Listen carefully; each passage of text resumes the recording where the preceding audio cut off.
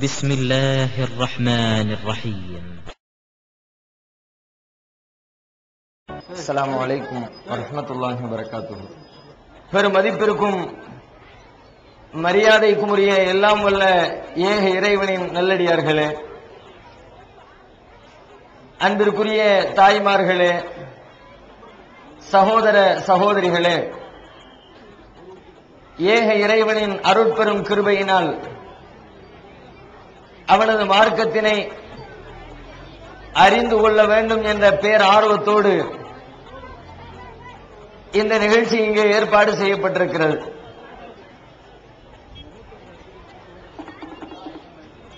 அல்லாஹுவின் மார்க்கமாகிய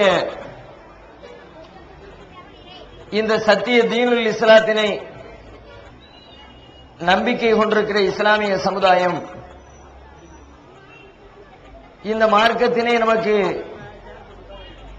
விளக்கி தருவதற்காக வந்துதித்த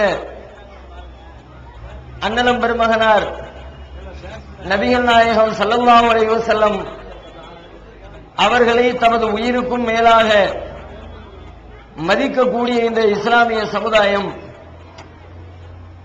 இஸ்லாமிய மார்க்கத்தினையும்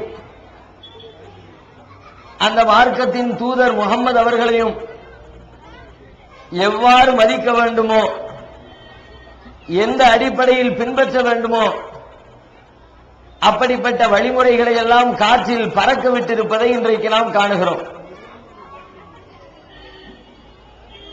முஸ்லிம் அல்லாத சமுதாயத்தவர்கள் இன்றைக்கு இருக்கிற பல்வேறு கொள்கைகளை பின்பற்றக்கூடிய நமது சகோதரர்கள், அரசியல் கட்சிகளை சார்ந்தவர்கள், அவர்கள் தமது கட்சிகளையும் தமது கட்சியின் கோட்பாடுகளையும் தமது கட்சியின் பிதாவாக கருதப்படுகிற மூலவர்களையும் எவ்வாறு மதிக்கிறார்களோ, எந்த இடத்தில் வைத்து அவர்களை பார்க்கிறார்களோ அதற்கு கொஞ்சமும் வித்தியாசம் இல்லாத வகையில்தான் இஸ்லாமிய சமுதாயமும் இந்த மார்க்கத்தையும், இந்த மார்க்கத்தை பின்பற்றி மார்க்கத்தின் தூதராக அனுப்பப்பட்டிருக்கிற அண்ணலம் பெருமகனார் நபிகள் நாயகம் அவர்களையும் வைத்திருக்கிறதை இன்றைக்கு நாம் பார்க்க முடிகிறது. அப்படி என்ன மற்றவர்கள் எவ்வாறு பின்பற்றுகிறார்கள், தமது தலைவர்களை எவ்வாறு மதிக்கிறார்கள் என்று சொன்னால், தலைவர்களுடைய பிறந்த நாள் வந்துவிட்டால் பிறந்த நாளிலே கொண்டாட்டம் போடுவார்கள். அந்த பிறந்த தினத்திலே இரத்த தானம் வழங்குவார்கள். அந்த பிறந்த தினத்தை கோலாகலமாக கொண்டாடுவார்கள். பிறந்த நாள் நிகழ்ச்சியில பல்வேறு விதமான கலை நிகழ்ச்சிகளை மக்களுக்கு அறிமுகப்படுத்துவார்கள். அந்த தலைவருக்காக சிலை வெடிப்பார்கள். தலைவரின் சிலையிலே மாலை மரியாதைகள் செய்வார்கள். தலைவருக்காக கோஷம் போடுவார்கள். தலைவர் வாழ்க என்று சொல்லி வாழ்த்தொலி எழுப்புவார்கள். இத்தோடு அவர்கள் தமது தலைவர்களை மதிக்கக்கூடிய காரணங்களையும் காரியங்களையும் முடித்துக் கொள்வார்கள். அதை தாண்டி அந்த தலைவர் என்ன சொன்னாரோ, என்ன கொள்கைகளை உலகத்திற்கு போதித்தாரோ, எந்த தீமைகளை மக்களை விட்டும் தடுத்தாரோ அந்த தீமைகளை விட்டு தவிர்த்து கொள்ளாமல், அவருடைய போதனைகளை தமது வாழ்க்கையிலே செயல்படுத்தாமல், நாங்கள் எங்கள் தலைவரை மதிக்கிறோம் என்று வாய் வார்த்தைகளில் பேசுவார்கள். அந்த தலைவரை யாரேனும் விமர்சித்து விட்டால், அவரை தரைக்குறைவாக மேடை போட்டு திட்டிவிட்டால், பதிலுக்கு இவர்களும் மேடை போட்டு யார் திட்டினாரோ அவரை பற்றி இவர்கள் திட்டுவார்கள். எங்கள் தலைவரையா திட்டுகிறீர்கள்? அவர் எப்படிப்பட்ட தலைவர் தெரியுமா? அவர் செய்த தியாகம் தெரியுமா? அவருடைய தொண்டுகள் தெரியுமா? என்று சொல்லி தமது தலைவரின் பராக்கிரமங்களை, தலைவர் செய்த தியாகங்களை, நல்ல பல காரியங்களை மக்களுக்கு எடுத்து பேசுவார்கள். இப்படித்தான் மற்றவர்கள் தமது தலைவர்களை, தமது கோட்பாடுகளை மதித்துக் கொண்டிருக்கிறார்கள். நமது இஸ்லாமிய சமுதாயத்தவர்களும் தமது தூதராக அனுப்பப்பட்டிருக்கிற அண்ணலம் பெருமகனார் நபிகள் நாயகம் ஸல்லல்லாஹு அலைஹி வஸல்லம் அன்னவர்களை இதே இடத்தில் வைத்துத்தான் மரியாதை செய்கிறது. அவர்களின் பிறந்த நாள் வந்துவிட்டால், அவர்கள் பிறந்த மாதம் வந்துவிட்டால் அந்த மாதத்தை கோலாகலமாக கொண்டாடுகிறார்கள். இப்பொழுது நாம் இருக்கிற இந்த மாதம் அரபி கணக்குப்படி ரபியுல் அவ்வல் மாதம் என்று சொல்லுகிறார்களே, நபிகள் நாயகம் அவர்கள் பிறந்தார்கள் என்று சொல்லிக்கொண்டு நபிகள் நாயகத்தின் பிறந்த தின விழாக்களை மீலாது நபி விழா என்ற பெயரிலே மொத்த சமுதாயமும் அதை கொண்டாடுகிறது. அரசாங்கமும் அதை அங்கீகரித்து நபிகள் நாயகத்தின் பிறந்த தினம் என்று இவர்கள் சொல்லிக் கொண்டிருக்கிற தினத்திலே நபி அவர்கள் பிறந்ததற்கான வரலாற்று பூர்வமான ஆதாரபூர்வமான எந்த தகவல்களும் கிடையாது. ஆனாலும் ஒரு நாள் விடுமுறை வேண்டும், முஸ்லிம்களின் பண்டிகை கொண்டாட்டம் வேண்டும் என்று சொல்லி அரசியல் தலைவர்களும் மீலாது நபி விழா என்ற பெயரிலே அந்த தினத்திலே விடுமுறை விட்டு அரசாங்க ரீதியாக விடுமுறை வழங்கப்பட்டு அந்த தினத்திலே வாழக்கூடிய முஸ்லிம்களுக்கு அரசியல் தலைவர்கள் எம்எல்ஏக்களில் இருந்து முதல்வர்கள், பிரதமர்கள், ஜனாதிபதிகள் என்ற அத்தனை பேரும் இஸ்லாமிய சமுதாயத்திற்கு வாழ்த்து சொல்லக்கூடிய காட்சிகளும் அரங்கேறுகிறது. இந்த நபிகள் நாயகத்தின் பிறந்த தின விழாவினை கொண்டாடக்கூடிய இந்த சமுதாயம் நபிகள் நாயகத்தின் பிறந்த தின விழாக்களிலே மேடை போட்டு அவர்களின் பராக்கிரமங்களை வாய் நிரம்ப மகிழ்ச்சியாக பெருமிதத்தோடு எடுத்துச் சொல்லுகிற இந்த சமுதாயம் நபிகள் நாயகத்தின் மீது ஏதேனும் அவதூறு சொல்லப்பட்டால் தெரு வீதியிலே வந்து இறங்கி நிற்கிற இந்த சமுதாயம் சமீபத்திலே நாம் பார்த்திருப்போம். டென்மார்க்கிலே இருந்து வெளிவரக்கூடிய ஒரு பத்திரிகை நபிகள் நாயகத்தை இழிவுபடுத்தும் விதமாக அவர்களின் தலையிலே வெடிகுண்டோடு ஒரு ஓவியத்தை வரைந்து நபிகள் நாயகத்தை ஒரு தீவிரவாதியாக, ஒரு பயங்கரவாதியாக சித்தரித்து ஒரு கார்ட்டூனை பத்திரிகை ஒன்று வெளியிட்டது. நபிகள் நாயகத்தை இழிவுபடுத்தி விட்டார்கள் என்ற தகவல் ஒட்டுமொத்த உலகத்தில் வாழ்கிற முஸ்லிம்களுக்கும் எட்டிய பொழுது ஒவ்வொரு நாட்டிலும், ஒவ்வொரு மாவட்டத்திலும், ஒவ்வொரு கிராமத்திலும் வாழக்கூடிய முஸ்லிம்கள் கொந்தளித்தார்கள். அந்த பத்திரிகையிலே படம் வரைந்த அந்த கார்ட்டூனிஸ்டுடைய தலை வெட்டப்பட வேண்டும். யாரை விமர்சிக்கிறான்? 150 கோடி மக்கள் தங்கள் இதய சிம்மாசனங்களிலே ஏற்றி வைத்திருக்க இறைவனின் தூதரை விமர்சிப்பதற்கு அவனுக்கு என்ன தகுதி இருக்கிறது? விமர்சிப்பதாக இருந்தால் அவரின் கொள்கைகளை விமர்சிக்கட்டும், அவர் கொண்டு வந்த கோட்பாடுகளை விமர்சிக்கட்டும், அவர் கொண்டு வந்த தகவல்களில் அது சரி இது சரியில்லை என்று விவாதத்திற்கு உட்படுத்தட்டும். அதை விவாதபூர்வமாக, அறிவுபூர்வமாக, தர்க்க ரீதியாக சந்தித்து அதற்கு பதில் சொல்வதற்கு நாங்கள் தயார். ஆனால் தீவிரவாதியாக, பயங்கரவாதியாக, ஒரு இலக்காரமாக நபிகள் நாயகத்தை அவன் எப்படி சித்தரிக்கலாம்? எனவே சம்பந்தப்பட்ட அந்த பத்திரிகையின் ஆசிரியர் மன்னிப்பு கேட்க வேண்டும் என்று சொல்லி மொத்த உலகமும் கொந்தளித்தது. ஒவ்வொரு கிராமத்தில் வாழக்கூடிய முஸ்லிம்களும் வீதியில் இறங்கி போராட்டம் நடத்தினோம், ஆர்ப்பரித்தோம், கைகளில் பதாகைகளை தாங்கி நபிகள் நாயகத்தை கேவலமாக சித்தரித்தவரை எதிர்த்து நின்று குரல் கொடுத்தார்கள் இந்த சமுதாயத்தவர்கள். இப்படி நபிகள் நாயகத்தை மதிக்கிறவர்கள், நபிகள் நாயகத்தின் புகழ் பாடுகிறவர்கள், நபிகள் நாயகத்தின் பிறந்த தின விழாக்களை கொண்டாடுகிறவர்கள், நபிகள் நாயகத்திற்கு எதிராக ஒரு சுடுசொல்லை தாங்காத இந்த சமுதாயம் நபிகள் நாயகம் சொன்ன கொள்கையை பின்பற்றுகிறதா? அவர்கள் கொண்டு வந்த கோட்பாடுகளை தமது வாழ்க்கையிலே நடைமுறைப்படுத்துகிறதா? அவர்கள் எப்படிப்பட்ட சமுதாயத்தை இந்த உலகத்திலே உருவாக்க வேண்டும் என்று விரும்பினார்களோ அப்படி தம்மை அவர்கள் ஆட்படுத்திக் கொண்டிருக்கிறார்களா? தம்மை அதற்கு தகுந்தாற் போன்று வடிவமைத்துக் கொண்டிருக்கிறார்களா என்று பார்த்தால் வெட்கப்படுகிற அளவில் நபிகள் நாயகத்தின் போதனைகளை முதுகுக்கு பின்னர் தூக்கி எறிந்துவிட்டு நபிகள் நாயகத்தின் வார்த்தைகளை கொஞ்சம் கூட சட்டை செய்யாமல் வெறுமனே பெயரளவிலே, மேடைகளிலே, பிரசங்கங்களிலே, பொது கூட்டங்களிலே அத்தோடு நபிகள் நாயகத்தின் புகழ் பாடுவதை நிறுத்திக் கொண்டிருக்கிறார்கள்.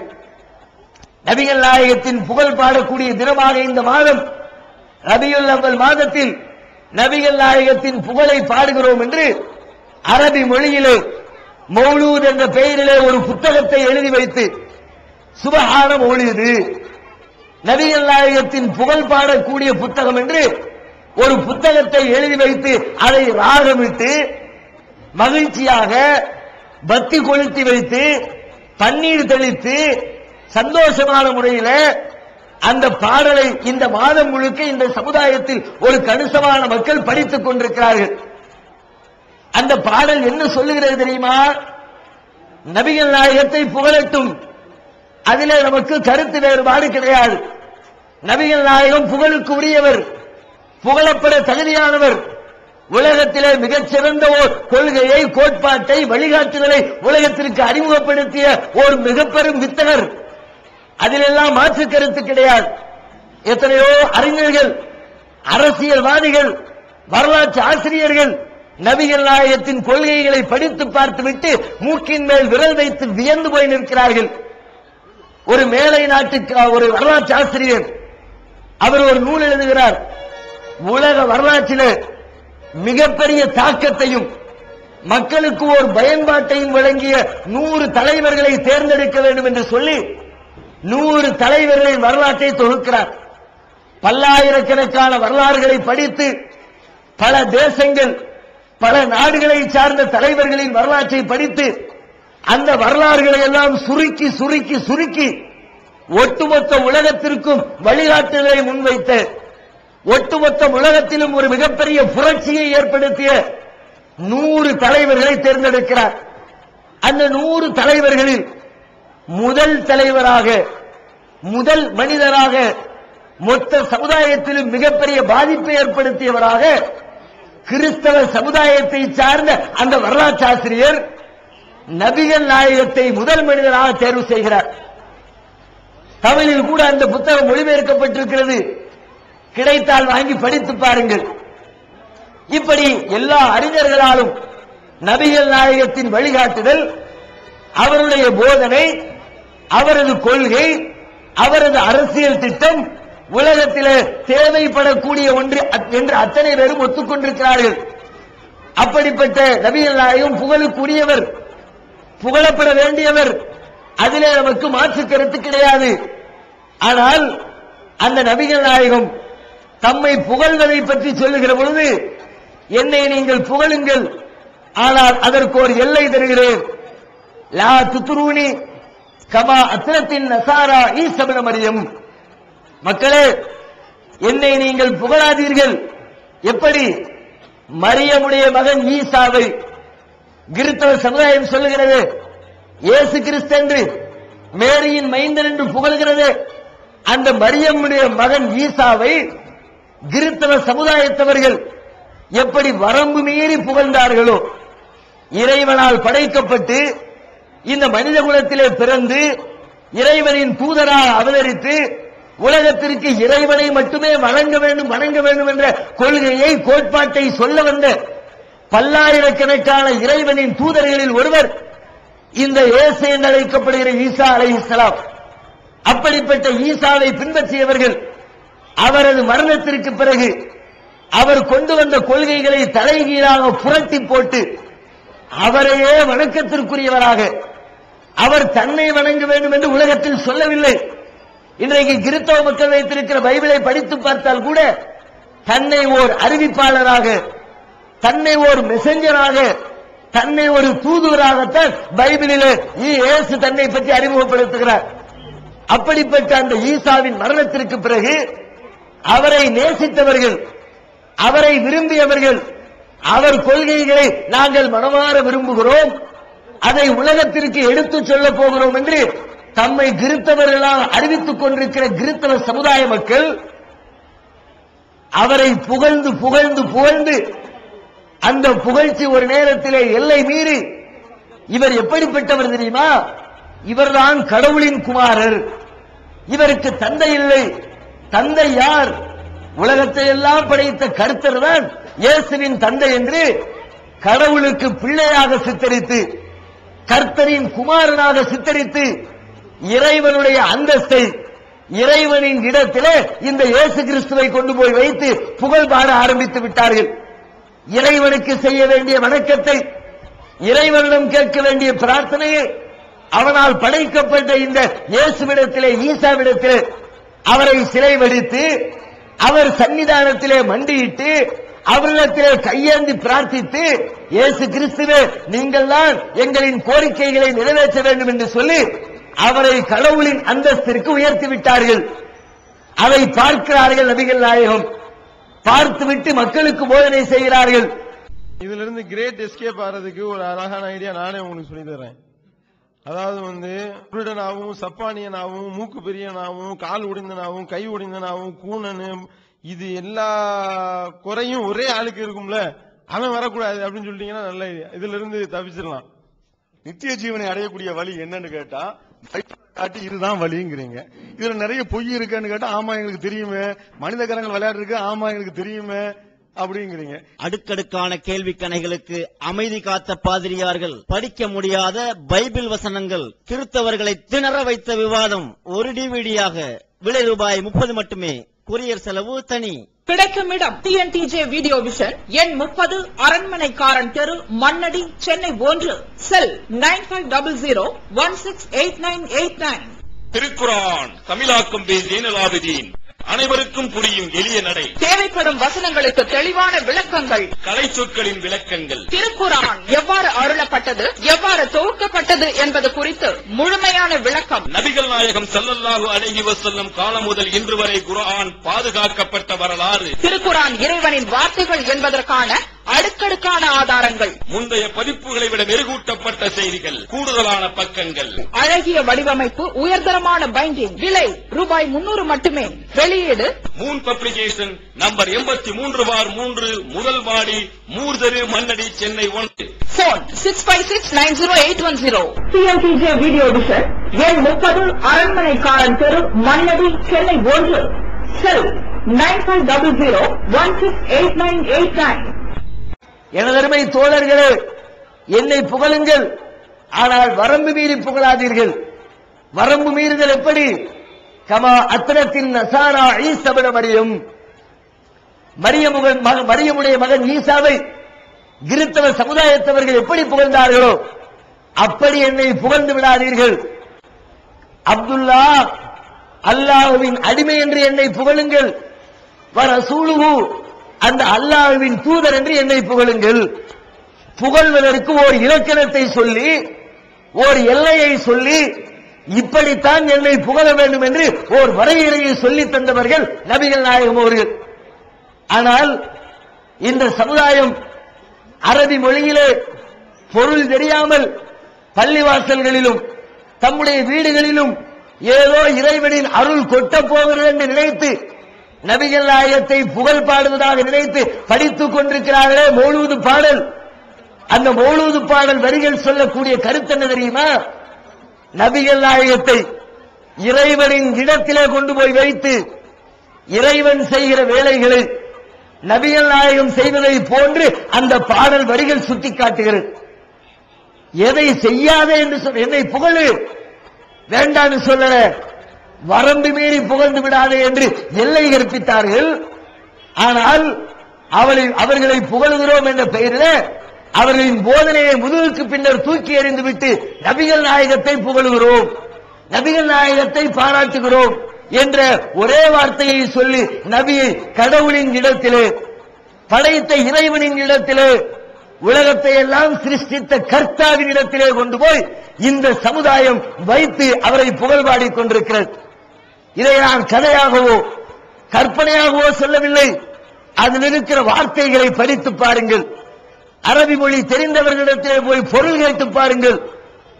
படிக்கிற பொழுதே அப்படியே ரத்தம் கொதிக்கிற அளவிற்கு நபிகள் நாயகம் எதை சொல்லக்கூடாது என்று சொன்னாரோ, எதற்கு தனக்கு அருகதை இல்லை என்று சொன்னாரோ அதையெல்லாம் நபிகள் நாயகத்தின் மீது சித்தரிக்கிற இந்த பாடல். அதிலே ஒரு பாடல் வருகிறது, அஸ்ஸலாமு அலைக்க யா மாஹில் குரூபி, அஸ்ஸலாமு அலைக்க யா ஜாலில் குரூபி. இது மௌலூதுல வர்ற ஒரு வரி. இந்த வார்த்தைக்கு என்ன பொருள்?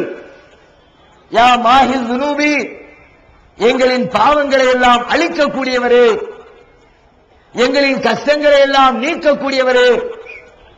பாவத்தை அழிக்கிறவர் யார்? அதற்கான அதிகாரத்தை கையில் வைத்திருப்பவர் யார்? நபிகள் நாயகம் தான் நம்முடைய பாவத்தை அழிக்கப் போகிறார்களா? அப்படி உங்களிடத்திலே சொன்னார்களா? உங்களின் பாவத்தை அழிக்க வந்தவன் என்று சொன்னார்களா? இறைவன் திருமறையிலே சொல்லி காட்டுகிறார், وَمَن يَغْفِرُ الذُّنُوبَ إِلَّا اللَّهُ பாவங்களை மன்னிக்க கூடியவன் படைத்த அல்லாஹ்வை தவிர வேறு எவன் இருக்கிறான்? திருக்குர்ஆன் கேட்கிறது. நபிகள் நாயகம் தம்முடைய பாவத்திற்காக ஒவ்வொரு நாளும் படைத்த இறைவனிடத்திலே கையேந்தி பிரார்த்திப்பார்களாம். அஸ்தக்ஃபிருல்லாஹ், இறைவா உன்னிடத்திலே நான் பாவ மன்னிப்பு தேடுகிறேன் என்று ஒவ்வொரு நாளும் 100 தடவைகளுக்கு குறையாமல் இறைவனிடத்திலே தன்னுடைய பாவத்திற்காக மன்னிப்பு கேட்டவர் நபிகள் நாயகம். ஆனா நாம் என்ன பண்ணிவிட்டோம்? நீங்க தான் எங்க பாவத்தை மன்னிக்கணும், பாவத்தை மன்னிக்கிற ஆற்றல் உங்களுக்கு இருக்கிறது என்று படைத்த இறைவன் செய்கிற வேலையை நபிகள் நாயகம் செய்வதை போன்று இந்த சமுதாயம் சித்தரித்து விட்டது. அது மட்டுமா, கஷ்டங்களை நீக்குகிறவரே, யார் கஷ்டத்தை நீக்குவது? உலகத்தில் படைத்த எந்த மனிதனும் இன்னொரு மனிதனின் கஷ்டத்தை நீக்க இயலாது. அதிலும் நபிகள் நாயகம் எத்தனையோ ஆண்டுகளுக்கு முன்பு வாழ்ந்து மன்னரையிலே இருக்கிறவர்கள், அவர்களிடத்திலே போய் அவர்களை போய் கஷ்டங்களை நீக்குகிறவரே என்று புகழ்கிறீர்களே, அவர்கள் வந்து உங்களின் கஷ்டத்தை நீக்கப் போகிறார்களா? அப்படியானால் நபிகள் நாயகம் தமது வாழ்க்கையிலே எத்தனை நேரங்களில் கஷ்டப்பட்டார்கள்? அதற்கெல்லாம் என்ன பதில்? அவர்களே பிறரின் கஷ்டத்தை நீக்குவதாக இருந்தால் ஏன் அவங்க தங்க வாழ்க்கையில் கஷ்டப்படணும்? சோற்றுக்கு வழி இல்லாமல் கஷ்டப்பட்டார்கள் நபிகள் நாயகம். அன்பிற்குரிய தோழர்களே, இருவருமை முஸ்லிம் சமுதாயத்தவர்களே, நபிகள் நாயகத்தின் வாழ்க்கையை படிக்கிற எவனும் நபிகள் நாயகம் கஷ்டத்தை நீக்குகிற ஆற்றல் பெற்றவர் என்று சொல்ல இயலாது. நபிகள் நாயகத்தின் வாழ்க்கையில் அவர்கள் பெற்ற கஷ்டங்கள் ஒன்றல்ல இரண்டல்ல. ஏகத்துவ பிரச்சாரத்தை, சத்திய இஸ்லாத்தினை அவர்கள் பிறந்த மக்கமா நகரத்திலே எடுத்துச் செல்லுகிற பொழுது எதிரிகள் சூழ்ந்து கொள்கிறார்கள், எதிர்க்கிறார்கள், குரல் கொடுக்கிறார்கள், ஆர்ப்பரிக்கிறார்கள். அந்த கொள்கையை ஏற்றுக்கொண்டவர்களை அடக்குமுறை செய்கிறார்கள், சித்திரவதைப்படுத்துகிறார்கள். அவர்களுடைய தோழர்களை எல்லாம் இந்த இஸ்லாத்தை ஏற்றுக்கொண்டார்கள் என்ற ஒரே காரணத்திற்காக பாறை பெருவெளியின் சுடுமணலிலே போட்டு உருக்கு சட்டையை மேலே அணிந்து அப்படியே ரொட்டி சுடுவதை போன்று சுட்டு எடுத்தார்கள் இந்த சமுதாயம். அந்த சூட்டில் இருந்து தன்னையோ தன் தோழர்களையோ அந்த இறை தூதரால் காப்பாற்றிக் கொள்ள முடியவில்லை. அந்த ஆற்றலை இறைவன் அவர்களுக்கு கொடுக்கவில்லை. இறைவன் நாடினால் கஷ்டத்தை நீக்குவான், இறைவன் நாடினால் துன்பத்தை நீக்குவான், இறைவன் நாடினால் இன்பத்தை வழங்குவான். இன்பத்தை வழங்குவதும் துன்பத்தை நீக்குவதும் துன்பத்தை தருவதும் படைத்த இறைவன் தனது கரத்திலே வைத்திருக்கிற காரியமே ஒழிய அந்த அதிகாரத்தை, அந்த வேலையை உலகத்தில் எந்த மனிதனுக்கும் அல்லாஹ் ரப்பல் ஆலமீன் பகிர்ந்தளித்து விடவில்லை. நபிகள் நாயகத்தின் வாழ்க்கையிலே எத்தனை நாட்கள் கஷ்டப்பட்டு அடிபட்டு மிதிபட்டு கடைசியிலே ஒரு கட்டத்தில் எதிரிகள் எல்லாம் முடிவெடுக்கிறார்கள், இதுக்கு மேல இந்த முஹம்மத நம்ம ஊர்ல வச்சிருந்தா ஒட்டுமொத்தமா நம்ம முன்னோர்களுடைய கொள்கைகளை எல்லாம் சிலை வணக்கங்களை எல்லாம் அழித்து விடுவார், ஏக இறைவனை வணங்குகிற ஊராக இந்த மக்காவை மாற்றி விடுவார் என்று சொல்லி அவர்களை கொலை செய்ய திட்டமிடுகிறார்கள். கொலை செய்ய திட்டமிட்டு ஒரு நாள் இரவில் நபிகள் நாயகத்தின் வீட்டை சுற்றி சூழ்ந்து கொள்கிறார்கள். நபிகள் நாயகம் வீட்டிலிருந்து தப்பித்து அவர்களுடைய திட்டத்தை முறியடிக்கும் விதமாக தன்னுடைய தோழரோடு புறப்பட்டு பதுங்கி பதுங்கி இரவு நேரத்திலே ஒரு மலைக்குகையிலே போய் ஒதுங்கி 3 நாட்கள் அங்கே தங்கி இருந்து அதற்கு பிறகு அருகாமையில் இருக்கிற மதீனா என்ற நகருக்கு அவர்கள் குடிபெயர்ந்தார்கள் என்பது நபிகள் நாயகத்தின் வரலாறு. கஷ்டத்தை நீக்குகிற ஆற்றல் அவர்களுக்கு இருந்தால் இந்த கஷ்டத்தை நீக்கி இருக்கலாம்ல. தான் சொந்த பிறந்த மண்ணு, அந்த மண்ணை விட்டு பிரிந்து செல்ல மனமில்லாமல் எவ்வளவு மன வருத்தப்பட்டிருப்பார்கள். அந்த கஷ்டத்தை நீக்க முடியலையே. மதீனாவில் சென்றதற்கு பிறகு சாப்பிடுவதற்கு கஷ்டப்பட்டார்கள், உணவில்லாமல் சிரமப்பட்டார்கள். ஏழ்மையிலும் ஏழ்மை, பரதேசித்தனத்திலும் மிக கீழ்நிலை. கையில ஒண்ணுக்கு வழியில் நபிகள் நாயகத்தினுடைய மனைவி சொல்கிறார்கள், எங்கள் மீது 1 மாத காலம் கடந்து செல்லும், 2 மாதம் கடந்து செல்லும், 3 மாதங்கள் கடந்து செல்லும், எங்களின் வீடுகளில் அடுப்பு எரிக்கப்பட்டிருக்காது. 3 மாத காலம் நபிகள் நாயகத்தின் வீட்டிலே அடுப்பெரிக்காமல், அடுப்பெரிக்கல என்ன அர்த்தம்? சோறு பொங்கல ரொட்டி சுடல, ரொட்டி சுட மாவில்ல, சோறு பொங்க அரிசி இல்ல, சாப்பிடுறதுக்கு எந்த வசதியும் இல்லை. 3 மாத காலங்கள் வெறும் பேரிச்சம்பழத்தையும் தண்ணீரையும் குடிச்சுக்கிட்டு நபிகள் நாயகத்தின் வாழ்க்கையை கடத்தி இருக்கிறார்கள். ஏன் அந்த கஷ்டத்தை நீக்க முடியல? நபிகள் நாயகத்தினுடைய டிரெஸ், ஆடை ஒரு நபித்தோழர் வந்து கேட்கிறார், யார சொல்லலாம், ஒவ்வொரு நேரம் நாம் தொழுகைக்கு செல்லுகிற பொழுது அதற்காக தனியாக ஆடை அணிய வேண்டுமா என்று கேட்கிறார். அப்ப நபிகள் நாயகம் அவர்கிட்ட திரும்ப கேட்கிறாங்க, அவளுக்குள்ளிக்கும் சௌபான், ஏனப்பா இங்க இருக்கிற ஒவ்வொருவரிடமும் 2 ஆடைகளா இருக்கிறது. கேள்வி பாத்தீங்களா? நம்முடைய வாழ்க்கையெல்லாம் இறைவன் ரொம்ப சைராக்கி வச்சிருக்கிறான், செல்வ செழிப்பிலே மிதக்க வைத்திருக்கிறான். நபிகள் நாயகம் கேட்கிறார், நம்மிடத்தில் 2 ஆடையா இருக்கிறது? இருக்கிறதே ஒண்ணுதானப்பா, அந்த ஒண்ணுலதான் சாப்பிடணும், அந்த ஒண்ணுலதான் குளிக்கணும், அந்த ஒண்ணுலதான் தொழுகணும், அந்த ஒண்ணுலதான் தூங்கணும், அந்த ஒண்ணுலதான் உரையாடணும், இருப்பதே ஒரு ஆடை தானே. சுப்ஹானல்லாஹ். இத்தனை ஏழ்மையோடு மாற்றுவதற்கு மாற்று துணி இல்லாமல் கஷ்டப்பட்ட நபிகள் நாயகம் அந்த கஷ்டத்தை நீக்க முடிந்ததா? நபிகள் நாயகத்தின் வீடு எப்படிப்பட்ட வீடு? இன்றைக்கு நாம் கட்டுவதை போன்ற மாட மாளிகையா? பெரும் பெரும் அரசர்களுக்கெல்லாம் அரசராக, முடிசூடா மன்னராக, மிகச்சிறந்த ஜனாதிபதியாக, ஒரு மிகப்பெரிய சமுதாயத்தை அவரின் வார்த்தைகள் வாயிலிருந்து வார்த்தை வெளிவராதா என்று ஏங்கி காத்து கிடக்கிற சமுதாயம், அவருடைய கண் அசைவுக்காக காத்து கிடக்கிற சமுதாயம், எதை சொன்னாலும் உடனடியாகவே முடித்துக் கொடுக்கிற தோழர்களை கையிலே வைத்திருந்த நபிகள் நாயகத்தினுடைய வீடு எப்படிப்பட்ட வீடு? கோட்டை கொத்தளமா, அரண்மனையா, மாட மாளிகையா, கோடு கோபுரமா? எப்படிப்பட்ட வீடு? நபிகள் நாயகம் இரவு நேரத்திலே தொழுகிறார் தமது வீட்டிலே. நபிகள் நாயகத்தின் மனைவி சொல்லுகிறார்கள், நபிகள் நாயகம் தொழுவார்கள், நான் அவர்களுக்கு முன்னால் குறுக்கே படுத்திருப்பேன்.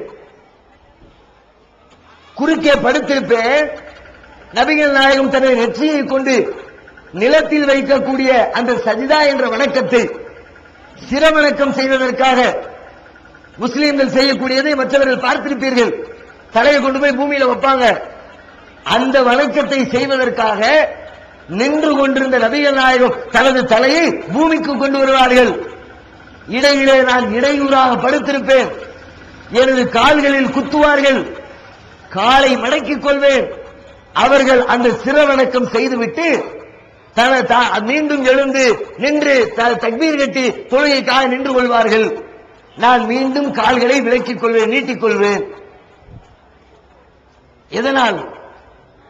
நபிகள் நாயகத்தை தொலை விடக்கூடாது, டிஸ்டர்ப் பண்றதுக்கா? இந்த ஆள் என்னப்பா எப்ப பார்த்தாலும் ஒரே தொழுதுகிட்டு இருக்காரு, விடக்கூடாதுன்றதுக்கா கால் நீட்டி படுத்திருக்கிறாங்க. வீட்டிலே வேறு வசதி இல்லை, வீட்டினுடைய அளவு அவ்வளவு சின்னஞ்சிறிய அளவு. ஒருவர் தொழுதால் ஒருவர் தூங்க முடியவில்லை. எப்படிப்பட்ட வீடு பாருங்கள். இதை நாம வீடுன்னு சொல்லுவோமா? கோழி கூடுன்னு வேணா சொல்லுவோம். ஒரு இடத்துக்குள்ள 2 பேரு 2 வேலையை சுதந்திரமா செய்ய முடியவில்லை.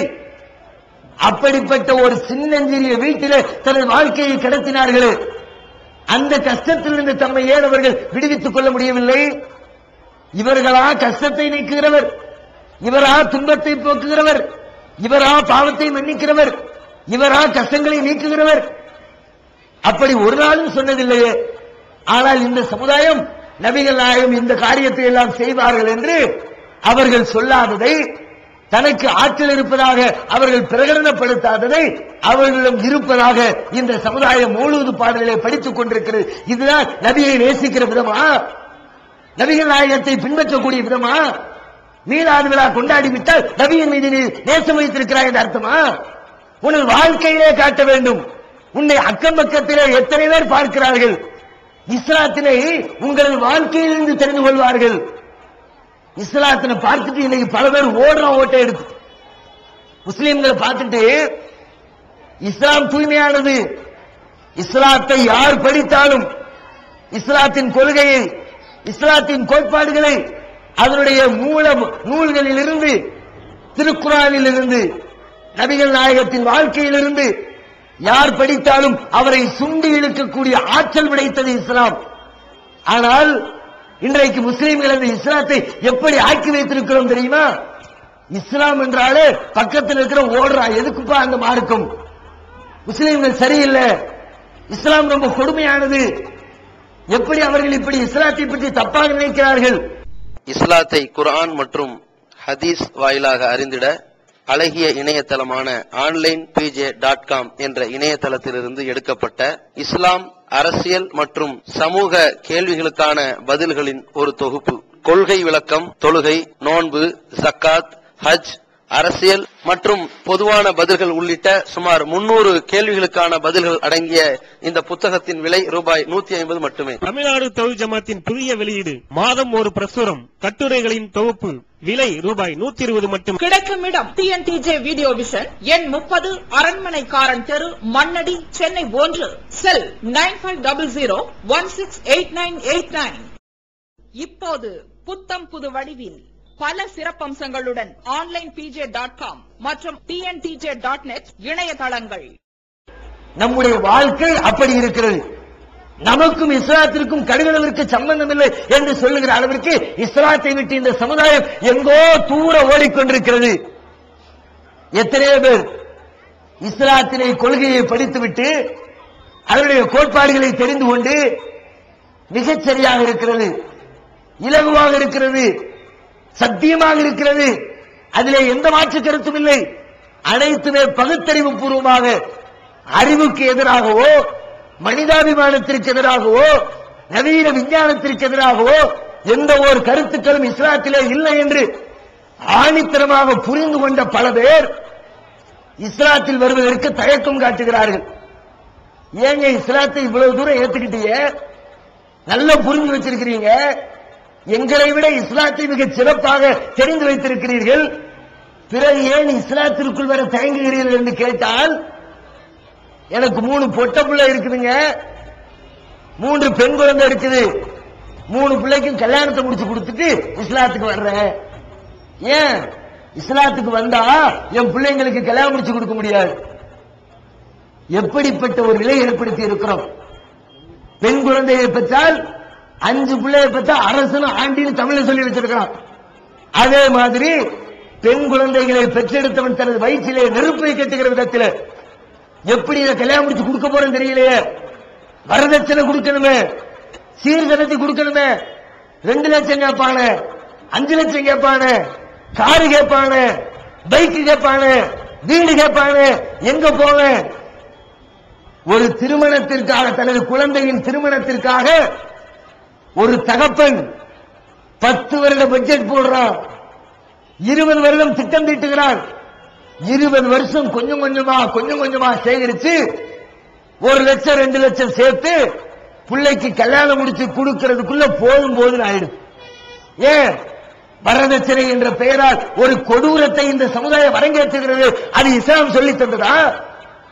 நபிகள் நாயகம் காட்டினார்களா? நபிகள் நாயகம் முடித்த பெண்களிடத்தில் அவர்கள் நீ எனக்கு எவ்வளவு தருவாய் என்று பேரம் பேசினார்களா? பேடித்தனமாக. நீ மனமுடிக்கிற பெண்ணிடத்திலே போய் காசு கேட்கிறீர்கள். நியாய உள்ளத்தோடு உங்களிடத்திலே கேட்கிறேன். எனதருமை தோழர்களே, முஸ்லிம்களாக இருக்கட்டும், கிறிஸ்தவர்களாக இருக்கட்டும், இந்துக்களாக இருக்கட்டும், ஏன் மதங்களையே மறுக்கிற நாத்திகளாக இருக்கட்டும், திருமணம் முடிக்கிற பெண்ணிடத்திலே போய் காசுதா என்று கேட்பதற்கு கடுகளவிற்கு நியாயம் உண்டா? சொல்லுங்க பார்க்கலாம். எதை பேசினாலும் நியாயம் இருக்குதா? நான் நியாயத்தின் பக்கம் தான் நிற்பேன்னு பெருமை பேசுறிய, பொம்பளைகிட்ட காசு கேட்கிறிய, அதுக்கு என்ன நியாயம் சொல்லு? திருமணம் என்பது என்ன? அது வாழ்க்கையின் அக்ரிமெண்ட், வாழ்க்கை ஒப்பந்தம். 2 பேரும் சேர்ந்து சந்தோஷமாக குடும்பம் நடத்துவோம் என்று ஒப்பந்தம் செய்து கொண்டு நடத்தக்கூடிய ஒரு வாழ்க்கை ஒப்பந்தம். ஒப்பந்தத்தில் பொதுவா ஒப்பந்தம்னா எப்படி இருக்கணும்? எந்த ஒரு ஒப்பந்தமாக இருந்தாலும் சம அளவில் ஒப்பந்தக்காரர்கள் பங்கெடுக்க வேண்டும். ஒரு கடை 2 பேரும் ஒப்பந்தம் போட்டு பார்ட்னர்ஷிப் அடிப்படையில் பிசினஸ் பண்ணுவோம் முடிவெடுத்தால் அந்த ஒப்பந்தக்காரர்கள் எப்படி பங்களிப்பு செய்யணும்? நான் 50,000 ரூபாய் போடுறேன், நீ 50,000 ரூபாய் போடு. நான் 1 லட்சம் போடுறேன், நீ 1 லட்சம் போடு. இதுதானே சம அளவில் பங்களிப்பு. நான் ஒன்னும் போட மாட்டேன், நீ மட்டும் பணம் போடுன்னு சொன்னா அவர் என்ன சொல்லுவாரு? சரி நான் பணம் போடுறேன், நான் வேலை செய்ய மாட்டேன், நீ தான் வேலை செய்யணும். நான் ஸ்லீப்பிங் பார்ட்னர், ஒத்துக்கிறியா? இதுதான் பேலன்ஸ்ங்கிறது. சம அளவிலே ஒப்பந்தம் செய்து கொண்டு ஒப்பந்தத்தை நிறைவேற்ற வேண்டும். வாழ்க்கை ஒப்பந்தத்திலே 2 பேரும் கையெழுத்திருக்கிறோமே, 2 பேரும் செய்து கொள்கிற ஒப்பந்தத்தில் சம அளவிலே பங்களிப்பு செய்கிறோமா? ஒருவர் அதிகமாக கொடுக்கிறார், ஒருவர் குறைவாக கொடுக்கிறார். ஒருவர் நிறைய காசு கொடுக்கிறாரு, ஒரு ஆள் குறைஞ்ச காசு கொடுக்கிறார். அதிகமாக கொடுப்பது யார்? அதிகம் தியாகம் செய்வது யார்? அதிகம் உழைப்பை தருவது யார்? ஒரு பெண்ணா ஆனா குடும்ப வாழ்க்கையில யோசித்து பாருங்கள். திருமணம் முடிந்த நிமிடத்திலிருந்து ஒரு பெண் செய்யக்கூடிய தியாகங்கள் எத்தனை? திருமணம் முடிகிறது, ஆண்மகன் நான் எனக்கு கல்யாணம் முடியுது. நேற்று கல்யாணத்திற்கு முன்பு, திருமணத்திற்கு முன்பு எங்கே இருந்தேனோ அதே வீட்டிலே, அதே பெற்றோர்களோடு, அதே உறவினர்களோடு, அதே சகோதரர்களோடு, அதே தெருவிலே, அதே ஊரிலே, அதே மாவட்டத்திலே, அதே நாட்டிலே அப்படியே வசிக்கிறேன். ஆனா பொம்பளை என்னோடு குடும்பம் நடத்துகிறேன் என்று கையெழுத்து போட்ட ஒரே காரணத்திற்காக 20 வருடம் 22 வருடம் தன்னை பாசத்தோடு வளர்த்து ஆளாக்கிய பெற்றோரை விட்டுவிட்டு, சகோதரனை விட்டுவிட்டு, உற்றார் உறவினர்களை விட்டுவிட்டு, தோழிகளை விட்டுவிட்டு, தான் பிறந்த ஊரை விட்டு, மாவட்டத்தை விட்டு, சில நேரங்களில் நாட்டை விட்டு நாடு கடந்து என்னோடு நான் வசிக்கிற வீட்டிலே குடும்பம் நடத்த தயாராக வருகிறாளே, இது தியாகம் இல்லையா? உங்க அண்ணனோ உங்க தம்பியோ வெளிநாட்டுக்கு போற 2 வருஷம் அக்ரிமெண்ட், 2 வருஷம் ஒப்பந்தம், வேலை செஞ்சுட்டு வரணும்னு போகும்போது வீட்டுல அழுகை. வெளிநாட்டுக்கு போறாங்க தம்பி, எப்ப பாப்பனோ தெரியல, என் வீட்டுக்காரரு போறாரு, என் புள்ள போறான். 2 வருடம் வெளிநாட்டில் போய் சம்பாதிச்சுட்டு திரும்ப வந்து விடுவோம் என்ற அக்ரிமெண்டோடு போகக்கூடிய அந்த காலத்தில் அந்த பிரிவை தாங்க முடியாமல் வேதனைப்படுகிற இந்த உள்ளம் மொத்தமாக இனிமே திரும்ப வரமாட்டோம், எல்லா காலமும் அங்கேதான், முழுக்க முழுக்க எங்கள் வாழ்க்கை அங்கேதான் கழிய போகிறது என்று சொல்லி மொத்தமாக தனது குடும்பத்தை பிரிந்து இன்னொரு இடத்திலே வந்து வாழ துவங்குகிறாளே, இது தியாகம் இல்லையா? வாழுகிற அந்த வாழ்க்கையிலே குடும்பத்திலே 2 பேரும் சந்தோஷம் அனுபவிக்கிறோம். நானும் என் மனைவியும், கணவனும் மனைவியும் இன்பம் பெறுகிறோம். அந்த இன்பத்திற்கு பிறகு குடும்பத்தின் வாரிசை இந்த உலகத்திலே கொண்டு வந்து சேர்க்கின்ற வேளையில் ஒரு ஆண்மகனின் பங்களிப்பு என்ன, ஒரு பெண்ணுடைய பங்களிப்பு என்ன?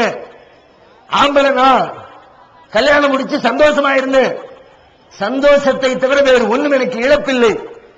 எனக்கு கிடைத்தது இன்பம், அவளுக்கு கிடைத்தது இன்பம் மட்டுமில்லை, இன்பத்தோடு சேர்ந்து பல மாத துன்பம். யோசிச்சோமா? பிறந்துச்சு, புள்ள கரு சிசுவிலே வளர ஆரம்பித்தது, கருவிலே வளர ஆரம்பித்த அந்த கரு கொஞ்சம் கொஞ்சமாக வளர வளர வளர இயல்பு நிலை மாறி போய் ஓட முடியல, நடக்க முடியல, மாடிப்படிகள்ல ஏற முடியல, இறங்க முடியல, ஏன் உருண்டு பிறண்டு படுக்க முடியல, விரும்பினதை சாப்பிட முடியல, சாப்பிட்டதனைத்தும் வாந்தியாக கொட்டுகிறாள். இப்படி துன்பத்திற்கு மேல் துன்பத்தை அனுபவித்து கருவிலே நமது வாரிசை சுமக்கிறாள். சுமப்பதோடு மட்டுமில்லை, அந்த கருவை உலகத்திலே கொண்டு வந்து சேர்க்கிற பொழுது மரணத்தின் வாசல் படியிலே தொட்டு திரும்புகிறாள் என்று சொல்லுகிற அளவிற்கு அதை வார்த்தையில தான் சொல்ல முடியும், தெரியல. அந்த வேதனையை நாம் அனுபவிக்கல, ஏதோ இருக்கிற வார்த்தையில ரொம்ப ஓவரான வார்த்தையை தூக்கி போட்டிருக்கிறோம். அப்படிப்பட்ட ஒரு கஷ்டத்தை அனுபவித்து உலகத்திலே நம்முடைய வாரிசை பெற்றெடுத்து தந்த அந்த பெண்ணிடத்திலே போய் இத்தனை தியாகம் செய்கிறாயே, காசு கூட என்று கேட்கிறோமா? என்ன நியாயம் தோழர்களே?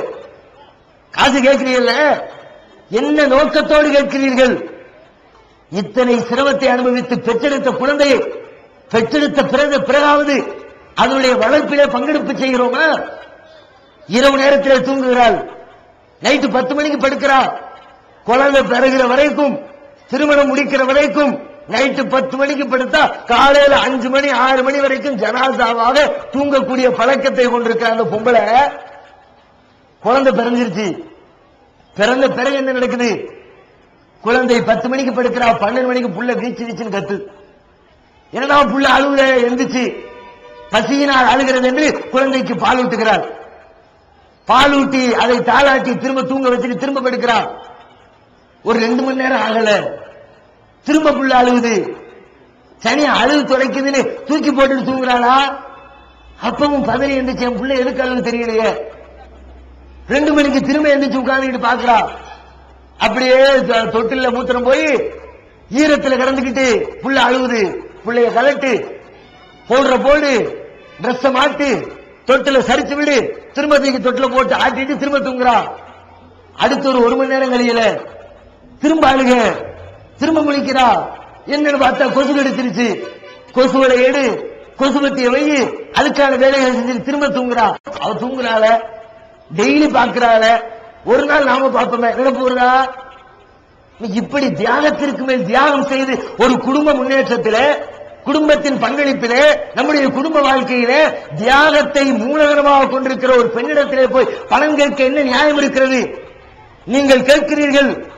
திருமணம் முடிக்காமல் எத்தனையோ ஏழை குமர்கள் வீடுகளிலே தேங்கி கிடக்கிறது. ஏழை குடியானவன் இஸ்லாத்திற்குள் வளர நினைக்கிறவன் அதை பார்க்கிறார். இஸ்லாத்திற்குள்ள போனா பிள்ளைய கல்யாணம் முடிச்சு கொடுக்கணும். அங்கதான் ஹையஸ்ட் ரேட்டு 10 லட்சம், 20 லட்சம், 5 லட்சம், 2 லட்சம். காரு, ஸ்கூட்டரு, சீசனுக்கு கட்டிலு, பிரிட்ஜ், வாட்ச், செயின், பிரேஸ்லெட், மோதிரம். நம்மால முடியாது பாப்பா. நம்ம பிள்ளைய ஏதோ நம்ம சாரி சட்டத்தை கட்டி கொடுத்துட்டு நாம வேணா கடைசி காலத்தில் இஸ்லாத்துல போய் சேர்ந்து கொள்வோம்.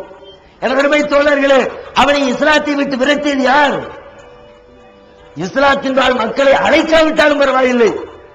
தமிழ்ல சொல்லுவாங்கல்ல, உபகாரம் செய்யாட்டியும் பரவாயில்ல, உபத்திரமாக செய்யாம இருப்பாங்கல்ல.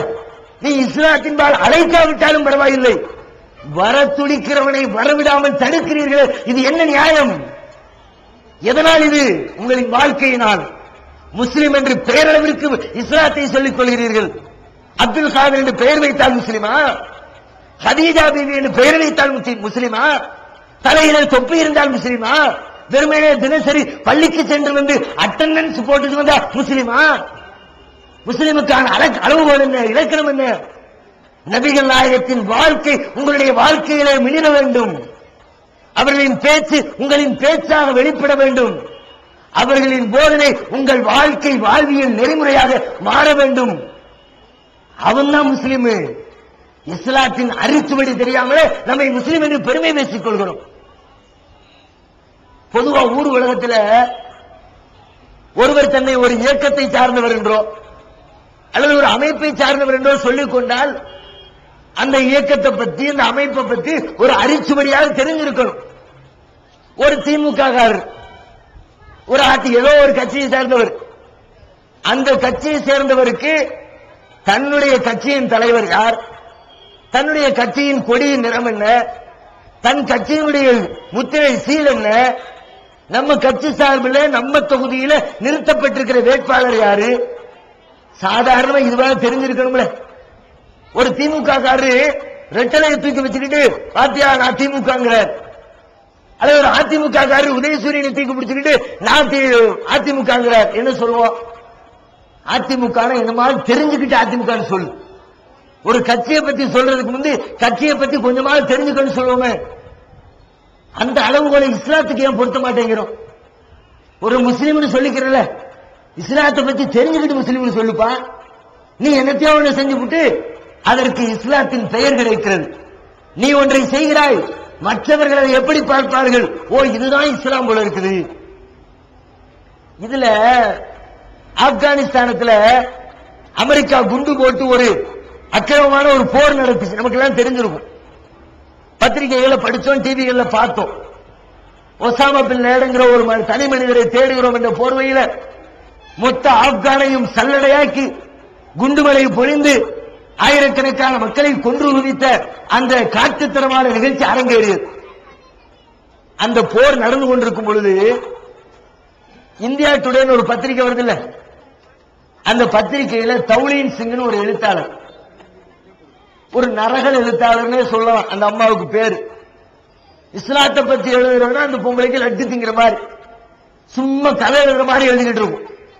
இஸ்லாத்தை பத்தி எழுதுறதா இருந்தா, விமர்சிக்கிறதா இருந்தா, இஸ்லாத்தின் மூல நூல்களை படித்து விட்டு குர்ஆனை படிச்சுட்டு நபிகள் நாயகத்தின் போதனையை படிச்சுட்டு அதுல இது சரியில்லை அது சரியில்லை விமர்சிச்சா நியாயம்.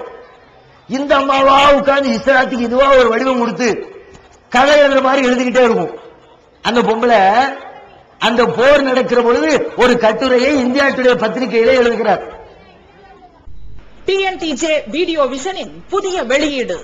சகோதரர் பிஜே அவர்கள் உரையாற்றிய குர்ஆன் ஹதீஸை ஆய்வு செய்து பின்பற்றுவோம் 2 DVD ரூபாய் 60 மட்டுமே. மன அழுத்தத்திற்கான தீர்வு, மன உறுதி, உறுதியான நம்பிக்கை, குழப்பம் ஏற்படும் போது இவை அனைத்தும் ஒரே டிவிடியில் விலை ரூபாய் 30 மட்டுமே. மனித குலத்திற்கு இஸ்லாம் வழங்கிய நன்மைகள் 4 டிவிடிகளாக விலை ரூபாய் 120 மட்டுமே. கூரியர் செலவு தனி. ஒப்பந்தங்களும் வாக்குறுதிகளும் 10 வார ஜும்மா வரையின் தொகுப்பு ஒரு டிவிடியாக விலை ரூபாய் 30 மட்டுமே. கூரியர் செலவு தனி. மற்றும் 1000க்கும் மேற்பட்ட தலைப்புகள் கிடைக்கும் இடம் டிஎன்டிஜே வீடியோ விஷன் நம்பர் 30 அரமனைக்காரன் தெரு, மண்ணடி, சென்னை 1. வெளிவந்துவிட்டது தவறான வாதங்களும் தக்க பதில்களும். சகோதரர் பிஜே அவர்கள் உரையாற்றிய ரமலான் மாத தொடர் சொற்பொழிவு. மறைவான ஞானம் அல்லாஹ்வை தவிர வேறு யாருக்கும் உண்டா? சத்தியம் எது, அசத்தியம் எது? இறந்தவர்களால் செவியேற்க முடியுமா? நபிமார்களுக்கு இறைவன் வழங்கியதையன்றி வேறு ஏதும் மறைவான ஞானங்கள் உண்டா? தர்கா, தரீகா வழிபாடுகள் சரியா? மனிதன் கடவுளாகி விட முடியுமா? தவறான கொள்கையில் இருப்பவர்களின் வாதங்களுக்கு குர்ஆன் ஹதீஸ் அடிப்படையில் அடுக்கடுக்கான தெளிவான சான்றுகளுடன் தக்க பதில்கள் 5 டிவிடிக்களாக விலை ரூபாய் 150 மட்டுமே. கிடைக்கும் இடம் டிஎன்டிஜே வீடியோ விஷன் நம்பர் 30 அரண்மனைக்காரன் தெரு, மண்ணடி, சென்னை 1. செல் 9500168989. அவரை விமர்சிக்கிறதுக்கு சொல்லல, முஸ்லீம்களுடைய நிலையை புரிஞ்சுக்கிறதாண்டி சொல்ற. அந்த கட்டுரையிலே சொல்லுகிறார், ஆப்கானிஸ்தானத்தில் வாழ்கிற முஸ்லீம்கள் அடிமைத்தனம் நிறைந்து இஸ்லாத்தினை பின்பற்றுகிறார்கள். இந்தியாவில் வாழ்கிற முஸ்லீம்களோ சுதந்திரமான இஸ்லாத்தை பின்பற்றுகிறார்கள். ஒரே குழப்பமா போச்சு. அதனோட அடிமைத்தலை இஸ்லாமு, அதென்ன சுதந்திரமான இஸ்லாமு என்னான்னு மேல விவரம் போகுது. அந்த அம்மா சொல்லுது, ஆப்கானிஸ்தானத்தில் தாலிபான்களுடைய ஆட்சி நடக்கும் பொழுது திரையரங்குகள் கிடையாது, கேளிக்கை விடுதிகள் கிடையாது, மதுபான டாஸ்மாக் மாதிரியான கடைகள் கிடையாது, நேரத்தை வீணடிக்கிற நிகழ்ச்சிகள் கிடையாது, அரைகுறை ஆடையோடு நடைபெறுகிற காபரே டான்ஸுகள் கிடையாது, மக்களின் அறிவை மழுங்க செய்கிற எந்த காரியமும் கிடையாது. தாலிபான்களுடைய ஆட்சியில சினிமா கிடையாது. சினிமால என்னது, உங்க அறிவை பாழாக்கிற மாதிரி தானே. ஷார்ப்பா இருக்கிற அறிவு மழுங்க செய்கிற காட்சி சினிமாவில் அரங்கேறும். மனிதர்களுக்கு இருக்க வேண்டிய வெட்க உணர்வுகளை இல்லாமல் ஆக்குகிற வேலையை சினிமாக்களும் சீரியல்களும் சிறப்பாக செய்து கொண்டிருக்கிறது. மது மனிதனை அறிவாளியை முட்டாளாக்குகிற ஒரு போதை பொருள்.